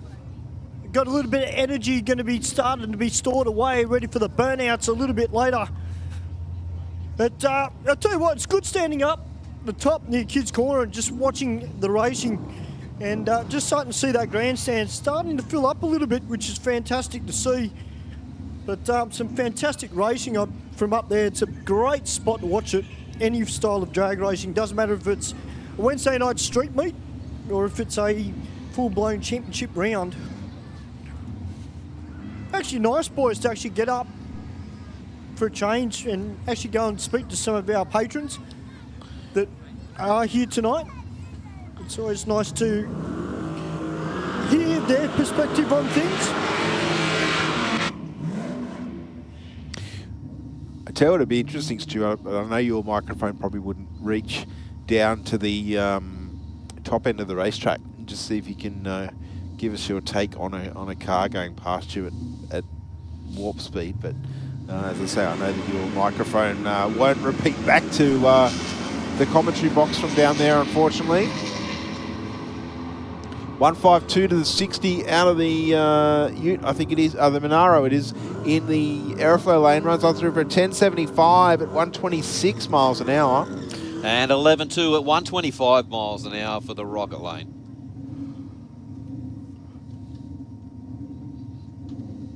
Or the Monte Carlo.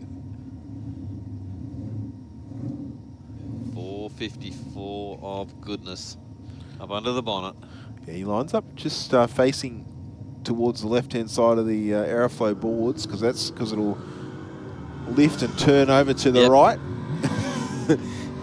That's someone that knows their car. Yes. And straight down the centre of the lane, 11.38 with a 0, 118 mile an hour.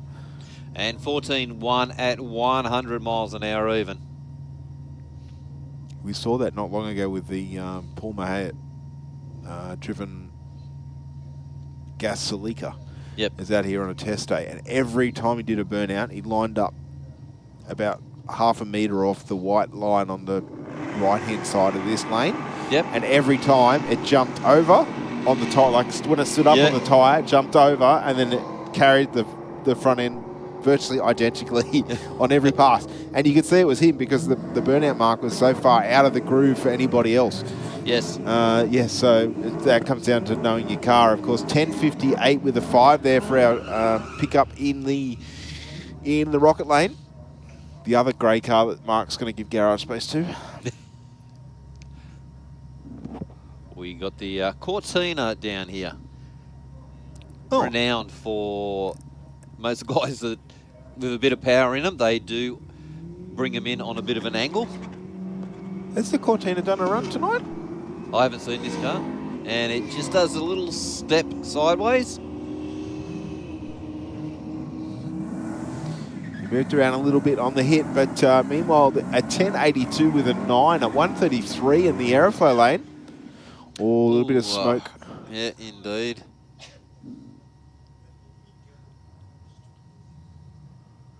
Just checking out the cameras down there at the top end. Red lights were on pretty much straight away. Another Cortina in the Aeroflow lane. I think this is a twin turbo. Ooh, spicy. Mm. Very sleeper looking from up here, Mark. Yeah, it's got a bit of intake hanging out through the bonnet, just to give you a little bit of a reminder. Something good's hanging under there. New car. So he's been just playing with it. I think last time it came out, it was a little bit slow to bring it up on boost. Did you see when you went to get your dinner for Champions? When you went to grab something to eat? This one? Yes. No, I've seen it last time I was out here. All right, our reaction time jackpot winner on the start line. Let's see if he can cut a 000 with the Rodeo on the Pro Tree. It'll be a right and outright guess if he does, but you never know. Yeah, you'd never know. So. And I say that tongue in cheek because the Rodeo are normally not going to react. Oh, the Cortina a little bit loose. Yeah, just banging on the limiter between gears. And at the finish line. Yeah. Yep. Definitely a lot better than when it was out here last time. You can sort of hear it's a little bit more clearer. It's not as fat as what it was last time it was out.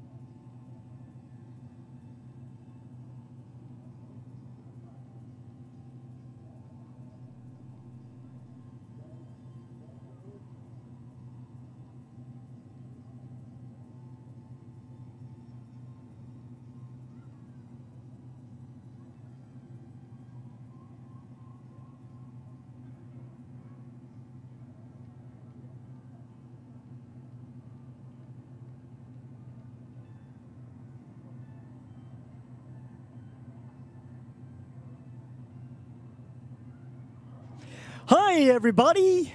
Yes, I'm the short guy with the big voice. That's why I'm called Pocket Rocket. Now, I am standing up, Ben. It's just when Steve's in his chair, he's still up to my shoulder height. So, leave me alone. And I'm leaning forward. Now, listen, I just saw a little mention on the live stream from Panel Van Man. No, Panel Van Man, I did not have a coffee. I have actually had a coffee before I started. And then he's just had 3 Red Bulls. No, I literally just had a pizza. So I needed some energy because, you know, the burnouts are coming up. I've got to be, you know, pumped up, fired up. There's a lot of kids out there tonight too, guys. And now the young girl that I spoke to earlier, that's her dad. Yeah, frying the tyres in the HQ. Yeah, and there I can see them at the fence. They're all cheering. They've got the fist pumps going on.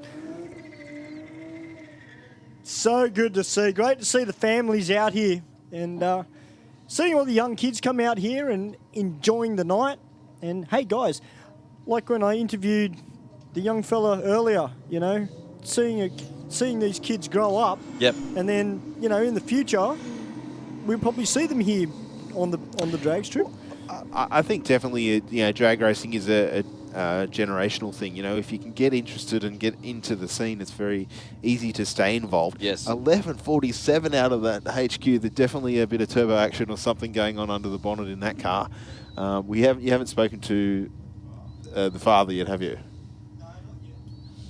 No, not yet. So, that might be someone that we might chase just briefly before racing concludes. Well, I'll tell you what, I might just literally rocket down the stairs. I'll see if I can grab him on the burnout pad, because she's got the kids down there.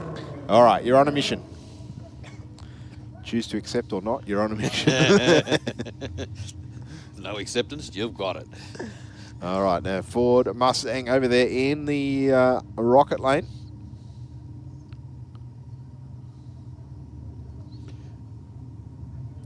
There's actually a good point that was made earlier with the Mustangs. We see occasionally how well they respond to forced induction and tuned either the engine and transmission and whatnot. But they're not probably as popular as a choice of other cars, considering that you could buy one of these things that might be a repairable write-off for seemingly not a lot of money. Yeah. And have yourself a pretty tough track car. Well, Galvo's white one, that was actually Harrop's test car. Oh, wow. So that'd have a lot of tricky little bits on. Yeah, he tried to buy it with the big motor and they didn't want to. So I wonder why. But the motor that went into it, that thing was running mid-tens. Yeah, okay. That's the one with the gold rims on it. Last I saw it had gold rims on it. Yeah, probably. Yeah, it was. Yeah, it had the real super light wheels on it. Yeah, the white one. So yeah, the right work done to it. I think that car spent more time on a dyno than on the road. Yeah, that's fair. I mean, and we've seen them here. There was one workshop did a twin turbo conversion, ran I think like 9 9s at 150 million mile an hour from every yellow one. Yeah, definitely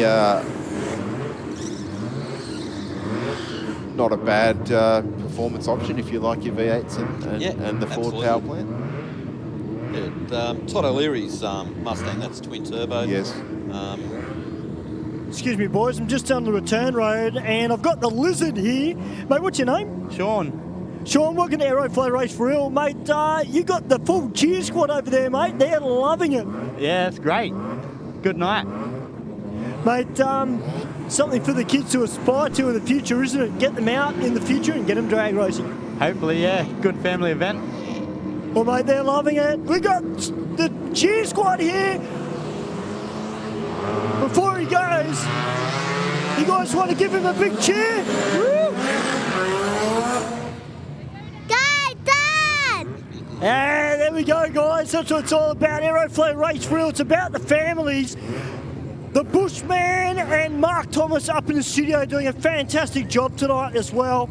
And boys, we're about to have the old war, rotary versus V8.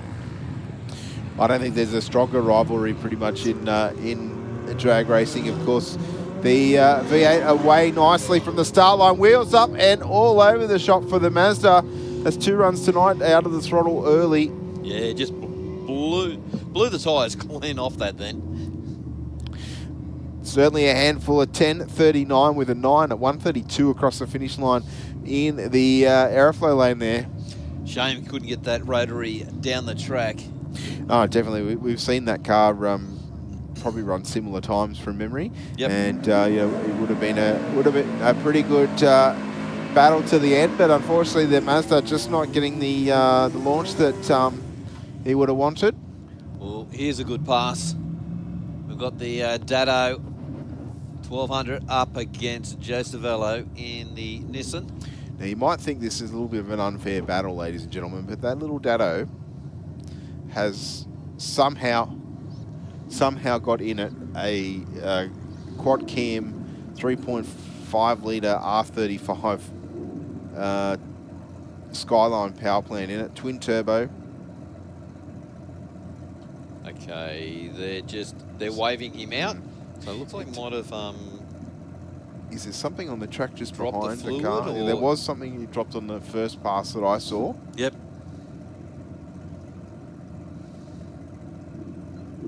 Definitely not the sort of car that you want any sort of fluid. No, oh, no? All good, not out of his.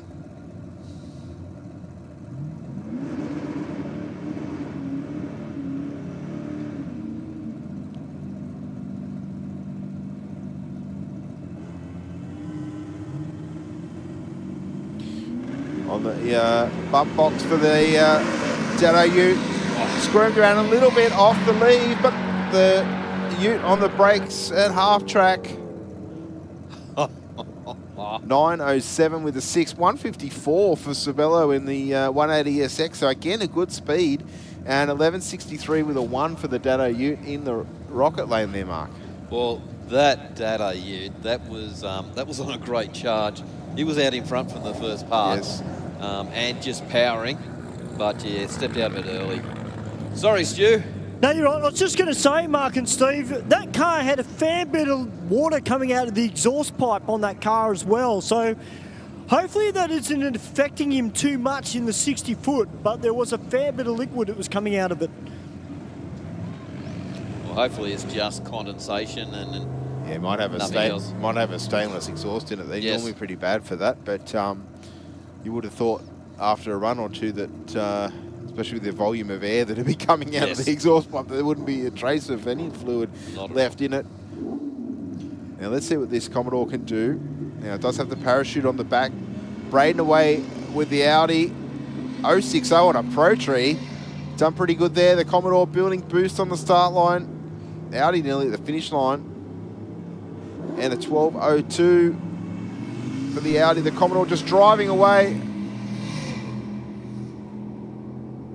Bit of a sachet at around 300 feet, right over at the finish line cones at the top end of the racetrack, Mark. yeah, yeah, it did indeed. Yeah, it wasn't a very happy pass for that car, but Steve, I just noticed when he crossed the finishing line, there was a little flash of something that came out the left-hand side of the car as it made its way towards the centre of the track. So, don't know whether it's because he's just got off it and it's come out of the turbo, but yeah, it's an interesting pass. He was pretty much in the centre of the track, just past half track, all the way down to the 1,000-foot mark. It looked like something come off the car, whether it was like a bit of dirt or something like that, but it's sort of sprayed just at the finish line. Well, Ben said he could see it on the cameras. That Steve and Mark, I've just been told that there is glass that has come out of that car. Well, there you go. That's probably a side window or something like that. Certainly not. I can't remember seeing what the speed was across the finish line, but we have seen that sort of thing happen before. Or not often, but we've seen it once or twice. Yes. Sunroofs? Yeah, mainly sunroofs is what normally gets extracted through speed. Not normally side glass or a windscreen. So I hope, because that definitely would have scared you. Yeah. Got your attention, that's for sure. Absolutely. All right, so I'm guessing we're going to be down for a little while just while we get the sweeper out there to make sure that we clean up all of that glass. Of course, that's the last thing you want to be running over at high speeds at the top end of the racetrack. Yep. So Mark and I and Stu will be back with you very, very shortly here at the Aeroflow Race for Real Wednesday night. Speed Addict Clothing Co. Fast clothes for fast people. Shop now at speedaddictco.com.au. I have this incredible drive to succeed. I've just got this ambition, I want to get on the podium. I think there's a lot of people that have an older mentality and don't think women belong in motorsport. And that's one thing I'd like to prove a lot of people wrong. It's you in the car and it's your ambition and your drive to win. As soon as that helmet goes on, that's it.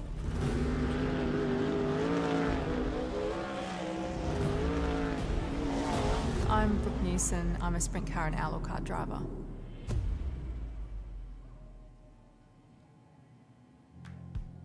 Not slow. Not difficult. Not just ticking boxes.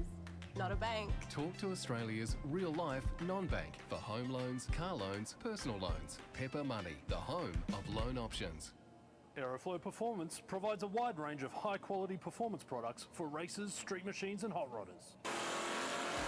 Aeroflow Performance provides a wide range of high-quality performance products for racers, street machines and hot rodders.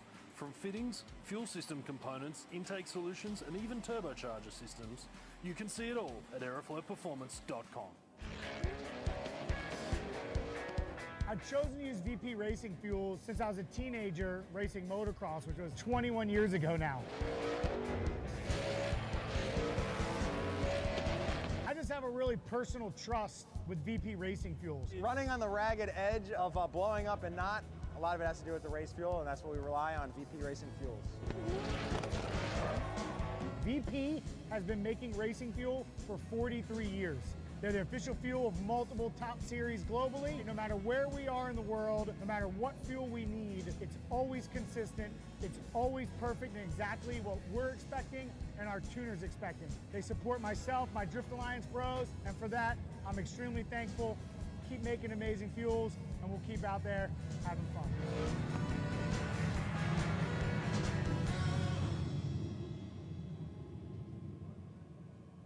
BikeReview.com.au is Australia's leading website for performance and modified motorcycles.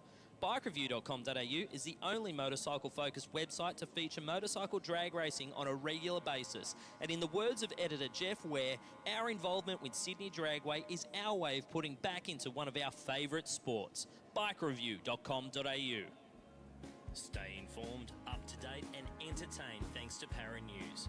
Para News is Parramatta and the Cumberland area's leading free and local newspaper, delivering the best content from on-the-ground journalists and providing businesses with direct access to potential customers. News, sport, entertainment, puzzles and so much more. Para News really is the heartbeat of Parramatta and Cumberland, and it's out every Tuesday. Get your free copy at selected locations in the area or check out paranews.com.au. Bank said no to your home loan? Talk to us. Not a bank. Talk to Australia's real-life non-bank for home loans, car loans, personal loans. Pepper Money, the home of loan options. Whether you're building a street machine or a race car, Aeroflow Performance has a solution for you. Our ever-increasing range features boosted turbocharger systems, Bosch Motorsport products, X-Pro electrical systems, hoses and fittings, bang shift shifters, differential parts and fabrication components. You can see it all on aeroflowperformance.com.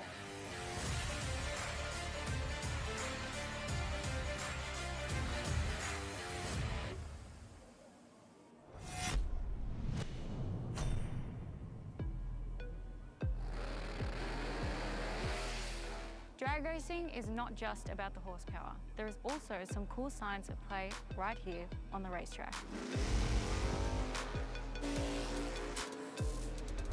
These drag strips aren't just regular concrete. We treat it with a special kind of glue often referred to as traction compound. I usually twist my foot and it's This is designed to ramp up the traction of the track's surface. It's getting worse by the minute for us racers to go straight and fast.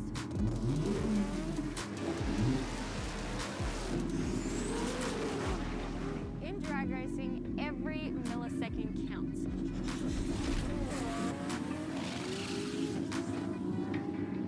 That's why the teams adjust the car's setup to suit the track conditions. Teams can assess the traction on the track by using this interesting device called a traction meter gauge. The bottom of the device has a rubber pad that mimics a racing slick. To measure the track's grip value, the user stands on the base, ensuring the rubber pad bonds with the racing surface. Turning the torque arm on the top of the device will rotate the rubber pad. When the bond breaks, the user will see a number on the dial. Teams can then use this number to help create baselines for grip within their respective setup.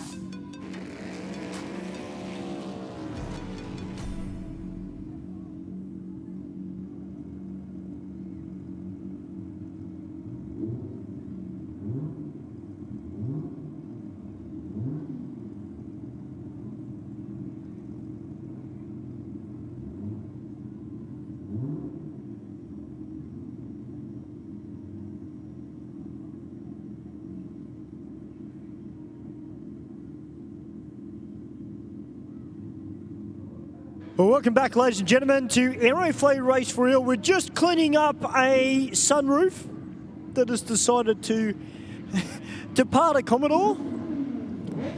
So, unfortunately, that's the way it goes. Now, I was just having a chat earlier with a gentleman. Paco's out the back looking for you. All right. I'll be right there, Paco. There's a gentleman that I was talking to earlier who used to go to Castlereagh back in the day. Mate, just so you know that our chief starter, Bill Crayley, is still starting. Of course, Bill was back from the old Castlereagh days. Back up to you boys upstairs. Thanks, Stu.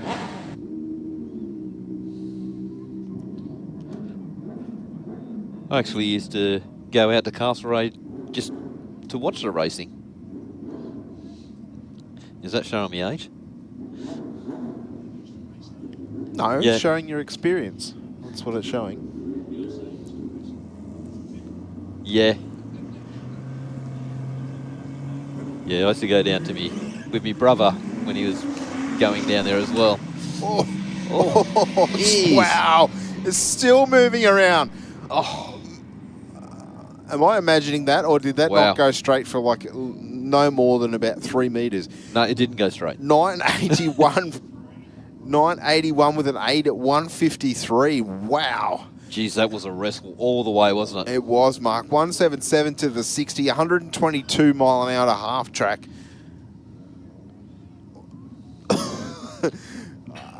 Yeah, okay. I don't know what to say. I think if that was straight, definitely there would have been. Maybe the extra distance that he travelled allow him to gain a couple extra mile an hour. I don't know. I don't know, but I don't think that thing went straight for more than maybe 5 meters tops.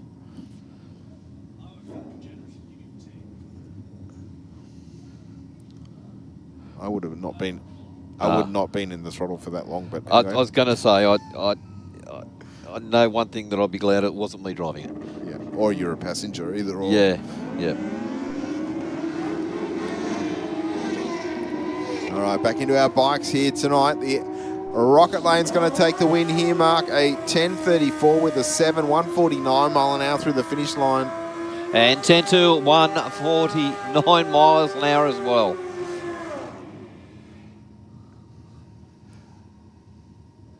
Okay, this bike down in the Rocket Lane, the extended swing arm and all the gear on it. No, it's not Ben. It's not Michael. Yeah, he is. I don't.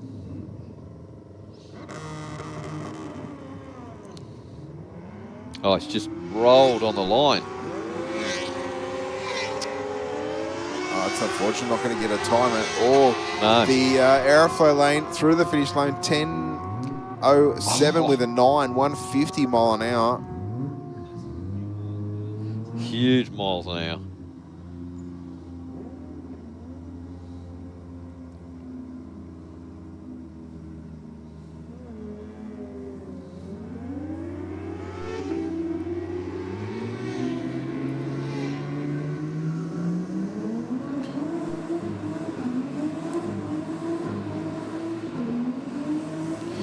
And an 11:26 with a 4, 128 mile an hour for our Rocket Lane to take the win there.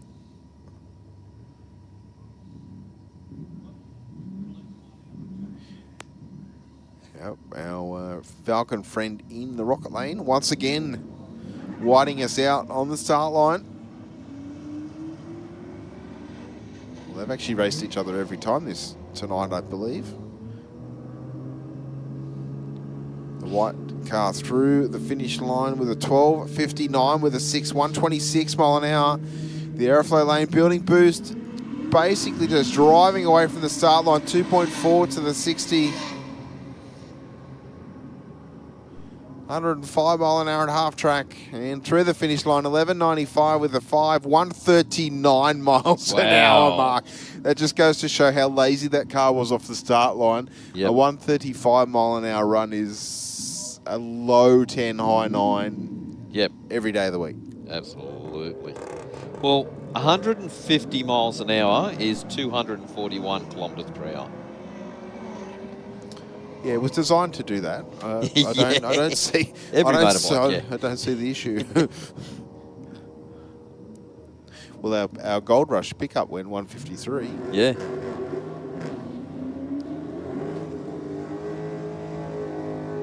The scary thing is for a bike, there's probably 2 gears left. Yes.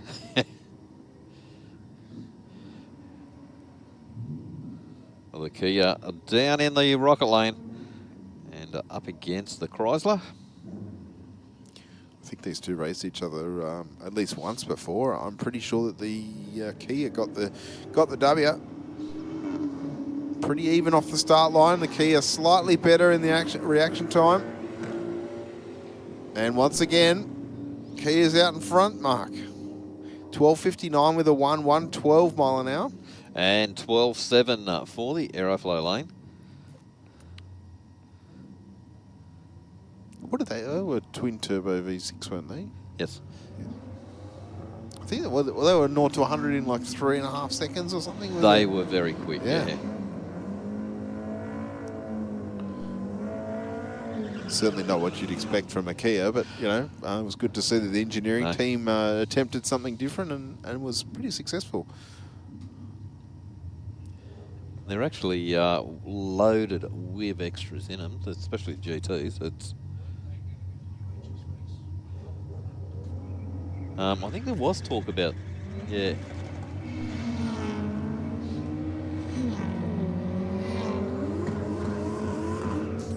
You said that last time, Ben, that getting along very, very nicely in the Aeroflow lane. 122 mile an hour, 12.05 with a 7.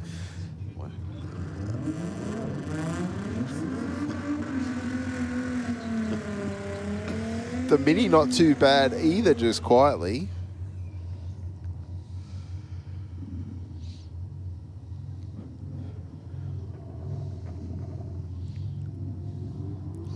We're getting a nice lineup of Burnout cars out there at the moment.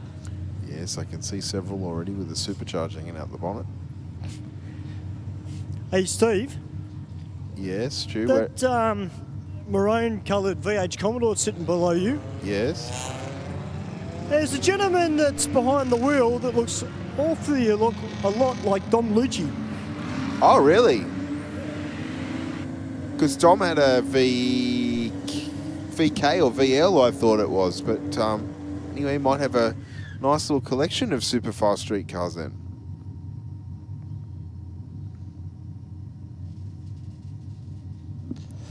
Okay, well, this has blacked us out.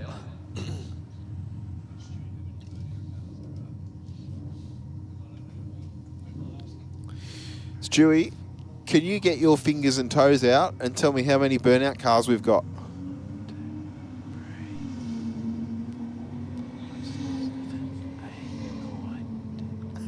I count 11. And Ben says you can only take your socks off because you're downstairs and not up here.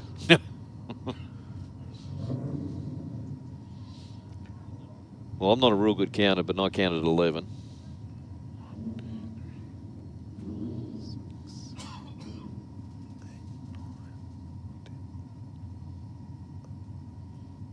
Yeah, 10 or 11, I reckon.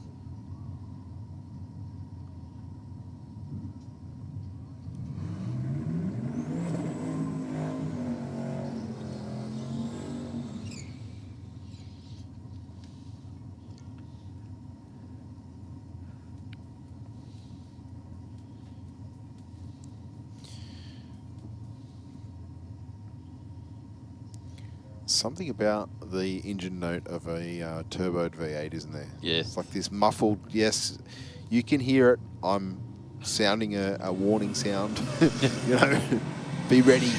And nice and straight off the start line. Not a fantastic 60 foot, but definitely babying it off the start line. 10.01 with a 3. 150 mile an hour, which was 200 and what? 241 kilometres per hour. There you go. You knew you were doing the maths for more than one reason. And easy as you like. I tell you what, Absolutely. there is a bunch left in that car off the start line. You drop 3 or 4 tenths off the 60 foot, easy. You see a low 9 at 150.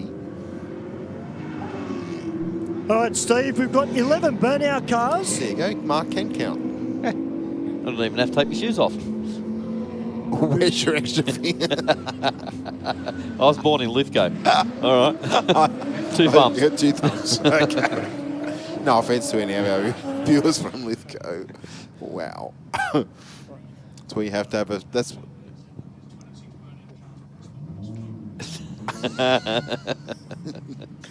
We've got some characters on our live stream as per usual. Oh dear, panel van man.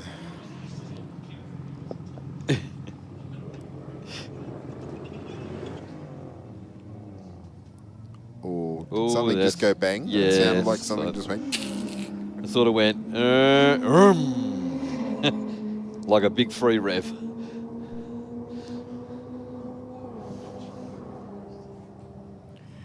So, ladies and gentlemen, we've got 11 burnout cars out the back, and Big Red, which is one of our pro cars, is double entered.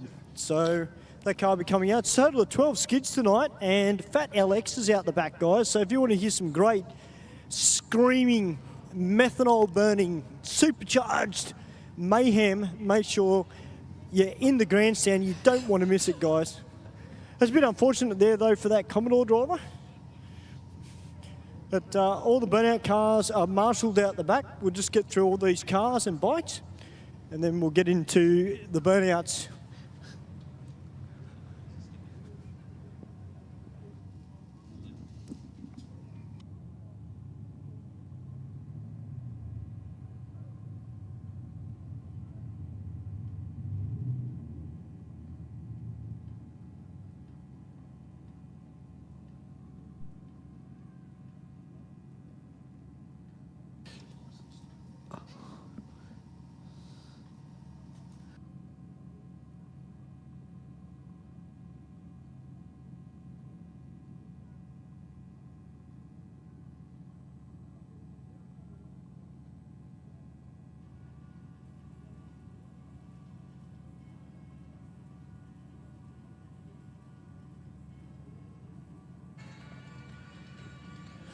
All right, guys, we'll get that Commodore taken through the Junior Dragway Expressway.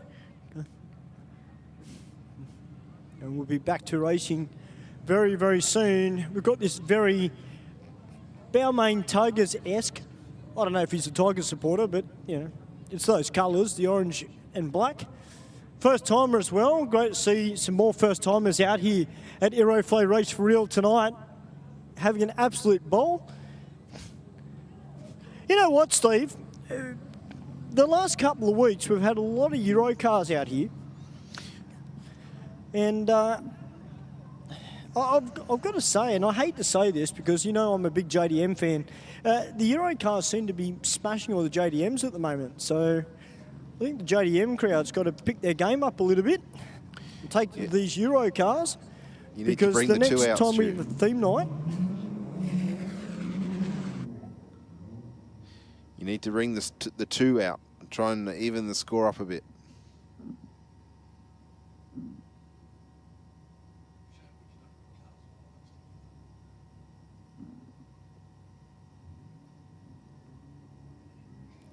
All right, our next pair just rolling up to the start line now. The Nissan away first, but the Audi with the traction.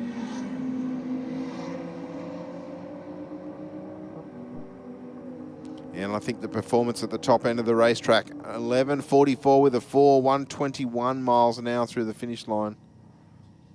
And nothing for the rocket lane. Just interesting that it recorded everything up until the finish line. Yeah. I can't provide an answer.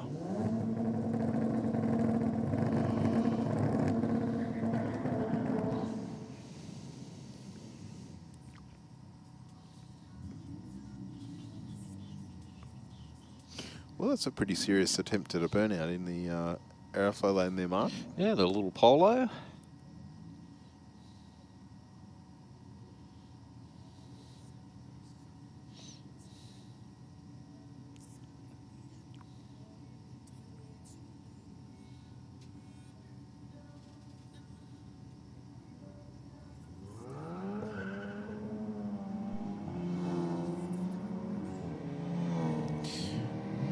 Tell you what, keeping with the Audi that's in the rocket lane, and he's actually in front at 1,000 and left after the Audi in the rocket lane. Gets there first by half a second, 13.40, 106 mile an hour. Not what you'd expect to have the little Polo.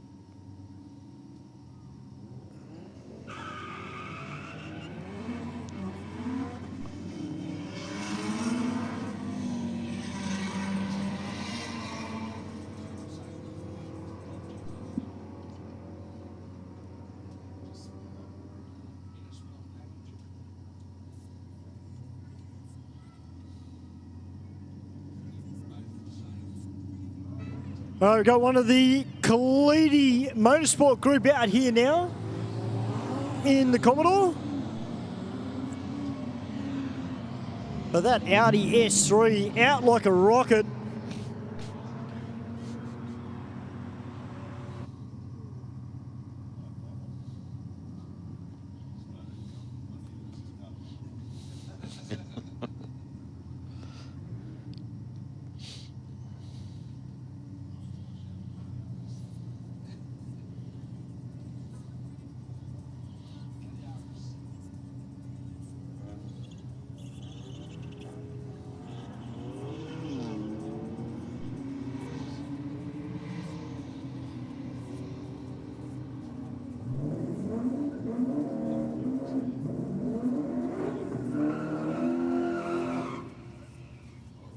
Well, CV Commodore getting a little bit out of shape in the burnout.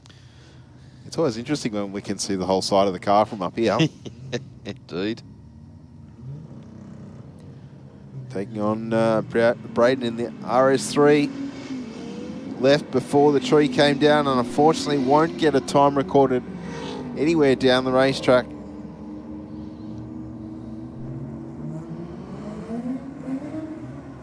The Commodore will run through for an 11.39 with a 121 mile an hour. We have the Falcon down in the rocket lane and the Corolla over in the Aeroflow lane. Just keep your eye on this Corolla as it comes out off the line.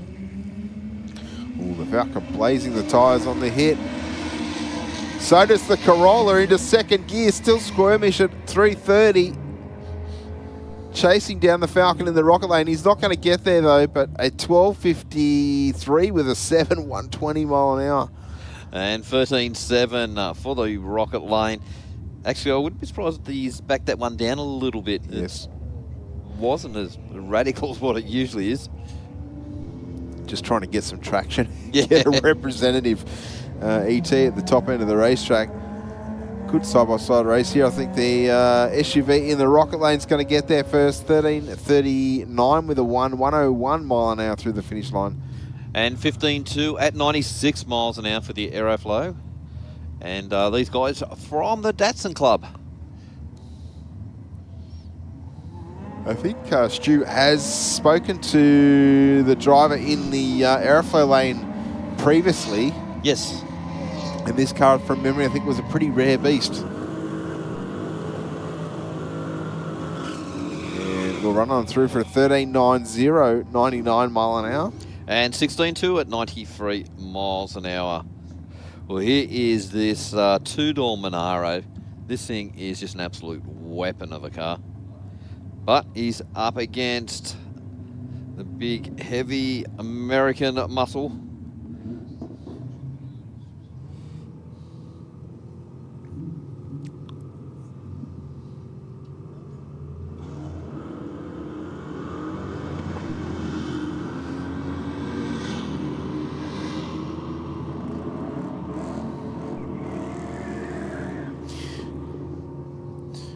I think Victor and he have raced a number of times tonight. I think the HQ's seen the win light in most of the pairs that I remember. Pretty even off the tree, but the Monaro just pulls away at the top end. Well, good to see Michael and the Tirana back again over there in the rocket lane. Got pushed away on an earlier pass.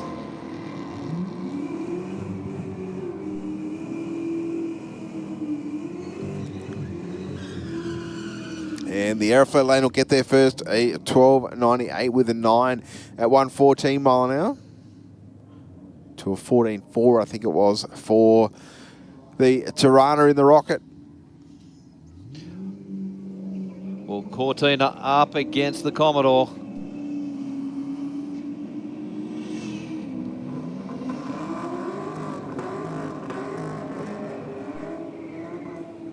Cortina a little bit smoky up the top end of the track. 13.8, 97 miles an hour.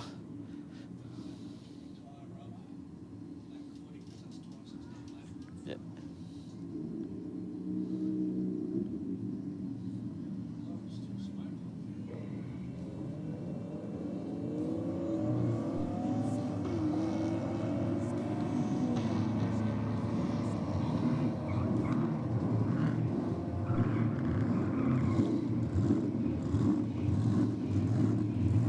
Well, 14.0 at 104 miles an hour.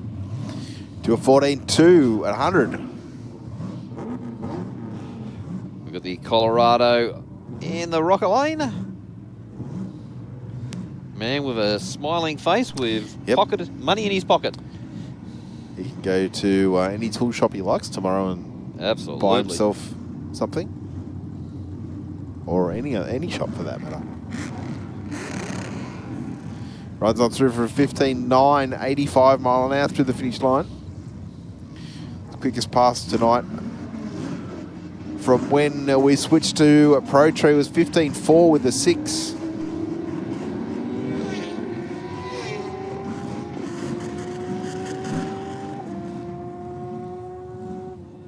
And the bike goes through for a 10.4, 149 miles an hour. And we are now just brings us to the end of the drag racing part. We have now all the Burnout cars just making their way through. So we have 11 Burnout cars with one of them doing a second pass. Yeah, it's going to be a pretty busy period down there for Big Red. Definitely going to keep Stewie going. Yeah, 100%. And that power plant in that red Commodore is definitely going to earn its keep tonight, I dare say. Absolutely. And we talk about these engines that, and engine builders that build motors, but they have to do all these for different things, yes, burnouts, it's a totally different thing for drag racing. Oh, yeah, 100% it's different. Like you consider like a drag racing power plant's making peak power for the top end of the rev range, not even a second. Yep. These burnout cars are sitting on the limiter for 3 to 5 minutes. Yep, absolutely. Yeah, they're probably more, like you're putting one of them together, it'd be like a boat motor, wouldn't it? Like a drag boat motor. Yep. Or, circuit motor. They, got a long period of time to be performing.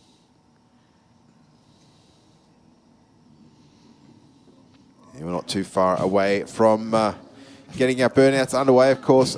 All of our well-practiced people in the grandstand down there already sitting as close as you dare to the to the burnout pad. Of course, the coloured seats is as far forward as you're allowed to go, of course, to give a little bit of clearance for tyre, debris, etc., etc. So thank you for already doing that for us and making Stu's job a lot easier. Yeah, I'm actually up here for the moment. I've got something special that I've been told to do. And now, for those people that know me very well, I used to sing in a band. So, I hope all of you have got your voices on. Happy birthday to you. Happy birthday to you.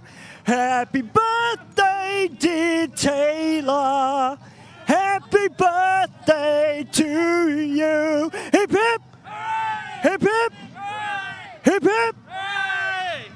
Happy birthday, Taylor. 25 today. I wish I was 25 again.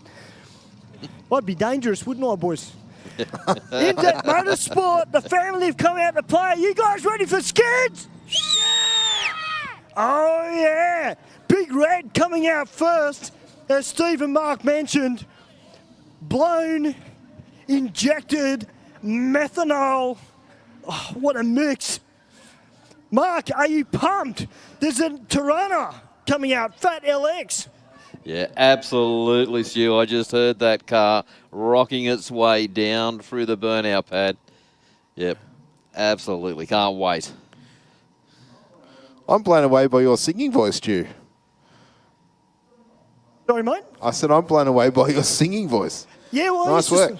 I know, considering I didn't even warm the voice up, it's actually, it went all right. No, I've been singing for a long, long time, actually, so it's not something that I didn't know this. make mention. Yeah, well, I don't make mention of it very often, but I've won a few karaoke comps and used to sing in a band, so yeah. All right, Big Red, Sydney, get those limited fingers up. Let's go mental.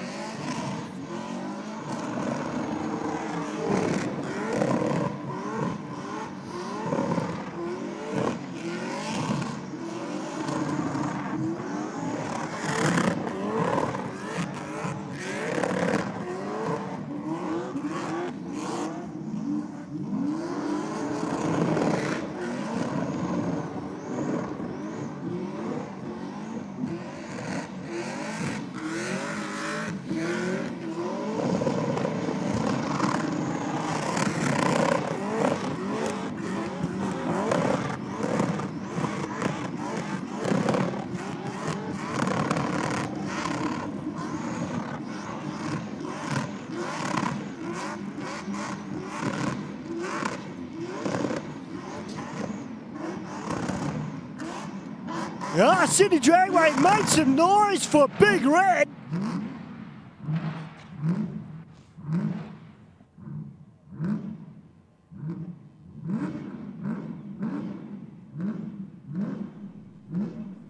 Just winding the supercharge on Fat LX.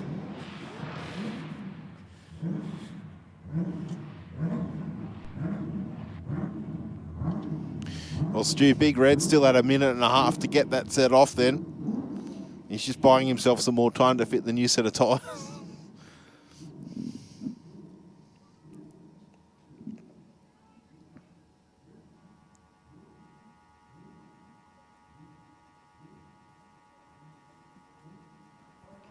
All right, guys, we're just winding the supercharger on Fat LX. We will get this car fired up. This is a crowd favourite here. Mark, I'm going out on a limb and say this is probably one of your favourite burnout cars in the country. Blown LX. Yeah, it's definitely got the right badge on this, Stu, that's for sure. There's a double bonus, Holden, and it's a Tirana. But if only it was a Porsche. I would love to one day, Mark, be able to get you in the passenger seat of Fat LX. I reckon that'd be awesome. Yeah, I reckon you'd be right.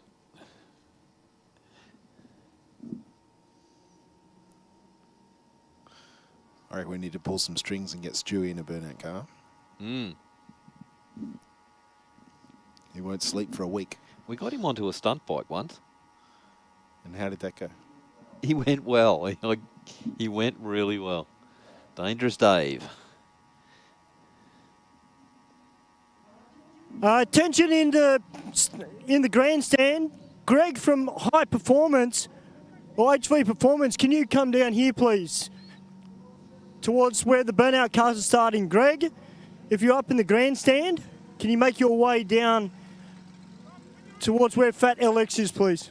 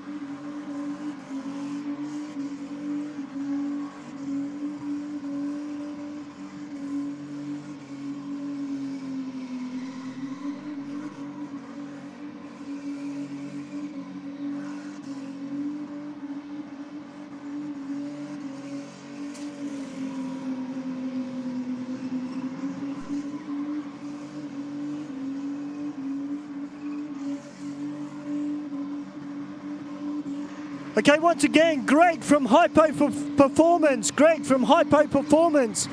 Can you make your way down to Fat LX straight away, please?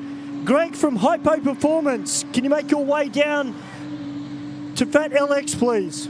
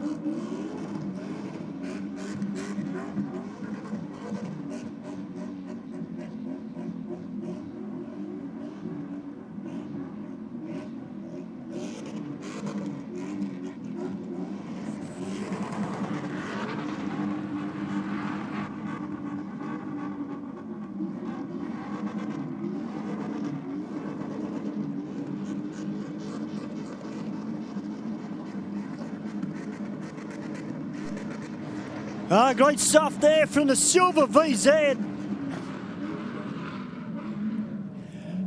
Make some noise, Sydney. Show him some love. Next up on the pad from G'd Up. Motorsport, we've got I'm Wet about to come out.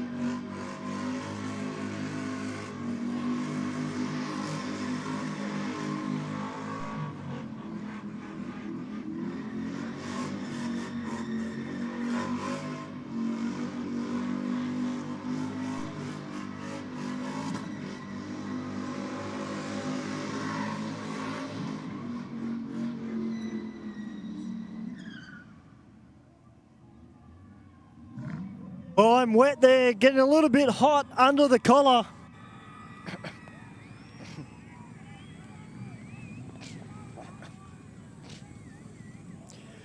Great skid there from the Commodore. Our fire crew, though, are straight on it.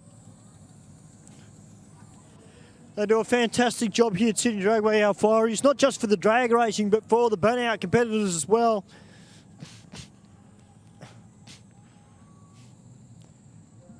And our crew on it, they know what they're doing. They are the pros.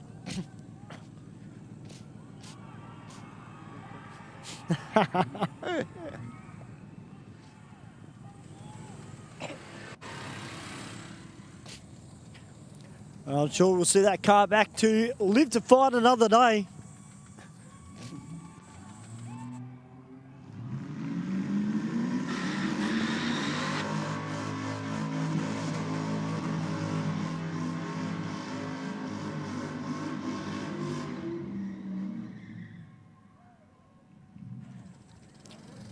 Great stuff there from I'm Wet. Next up on the pad, we've got first time on the Burnout pad. Debut for You're Wet. We love to see new blood on the Burnout pad. Sydney Dragway, let's get those living fingers up. Let's give him some love.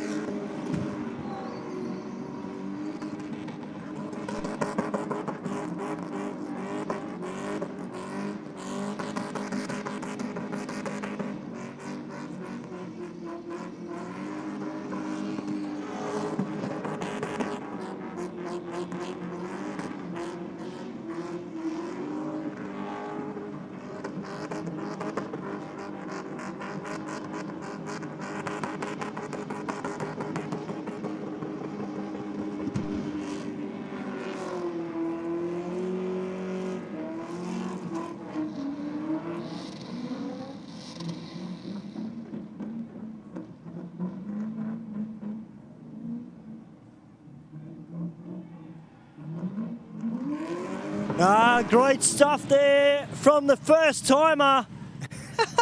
Lost the front bar. Put your hands together, Sydney.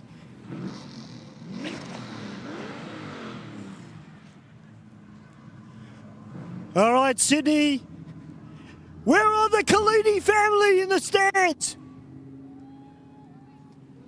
Because I can tell you what, guys, next up on the burnout pad, we've got Reese Forrester about to come out in 0Fs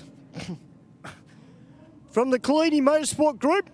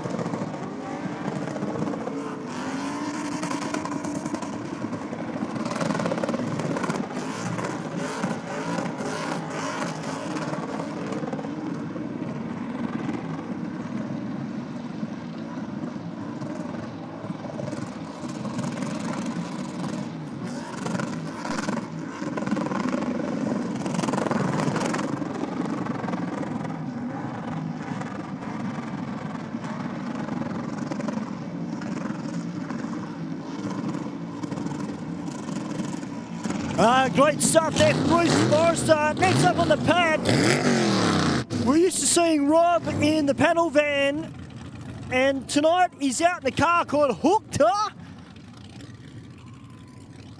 And Rob out, the shortest performance.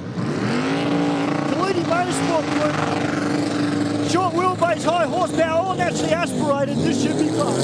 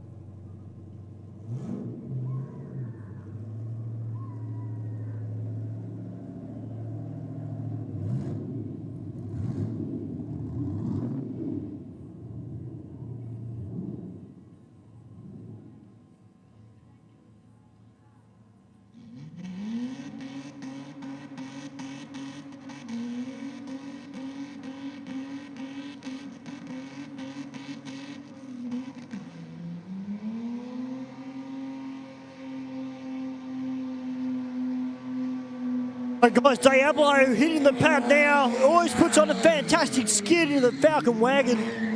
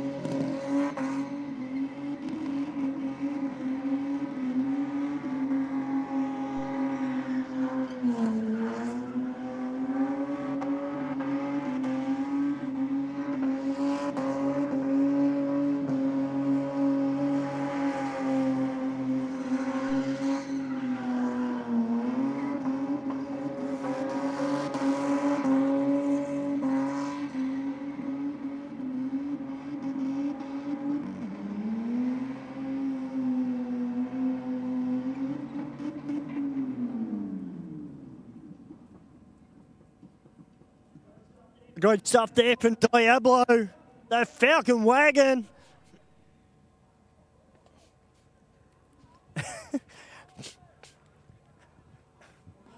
Well, guys, we are the team down there. They are desperately trying to get Fat LX to crank over. The team down there, they're working hard. I can assure you guys, they are trying desperately to get Fat LX to crank over. But next up on the pad, after Diablo, we're going to have Violent come out, the VY Commodore.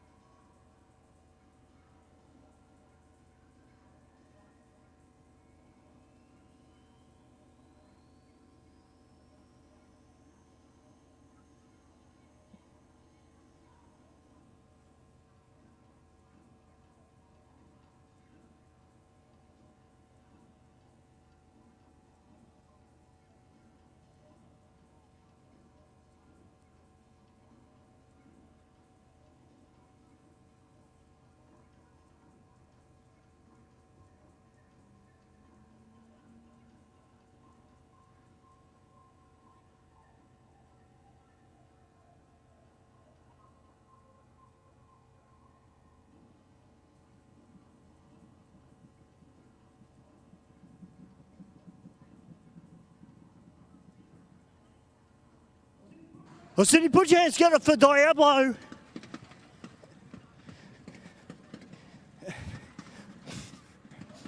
All right, next up, we're going to have Violent come out next.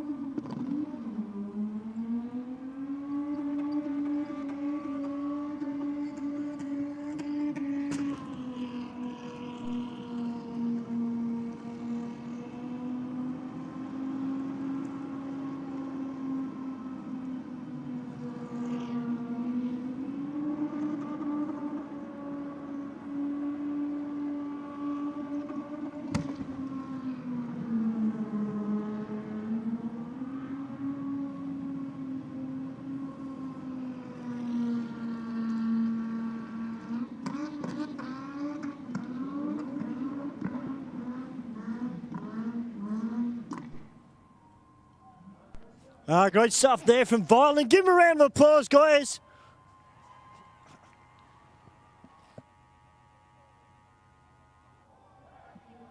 Bit of flame out the left rear of the car.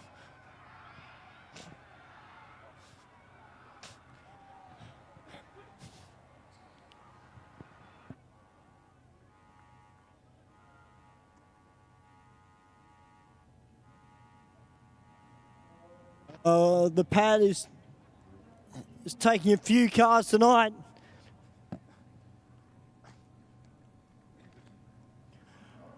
All right, guys, next up on the pad is a car that I know a lot of people love seeing here at Sydney Dragway. It's part of the Kalidi Motorsport Group.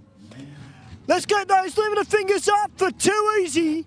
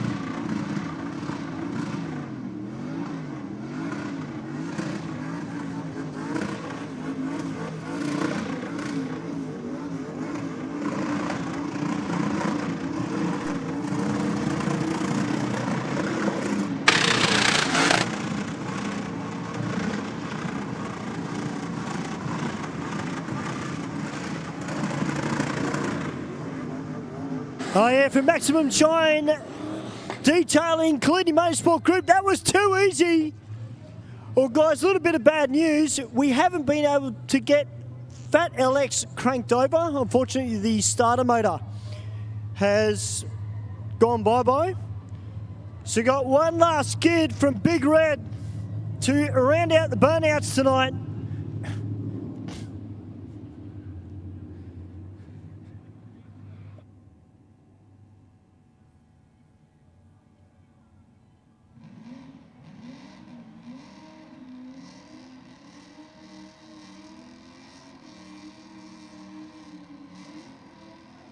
Last skid, guys. Let's get those limited fingers up.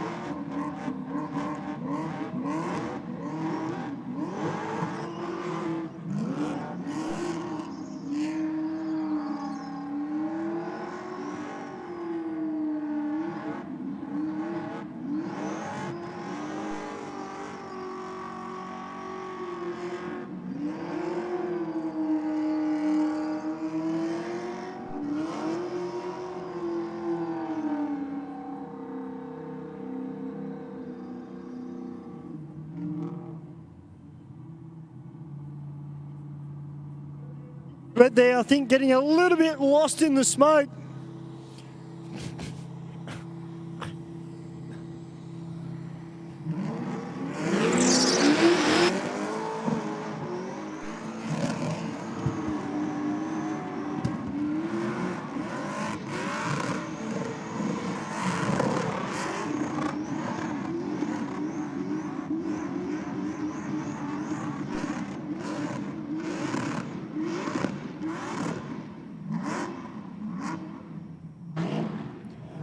Well, ladies and gentlemen, make some noise for Big Red.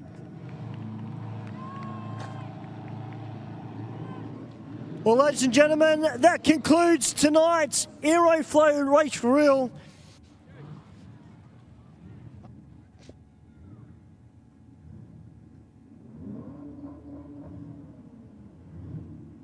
Yeah.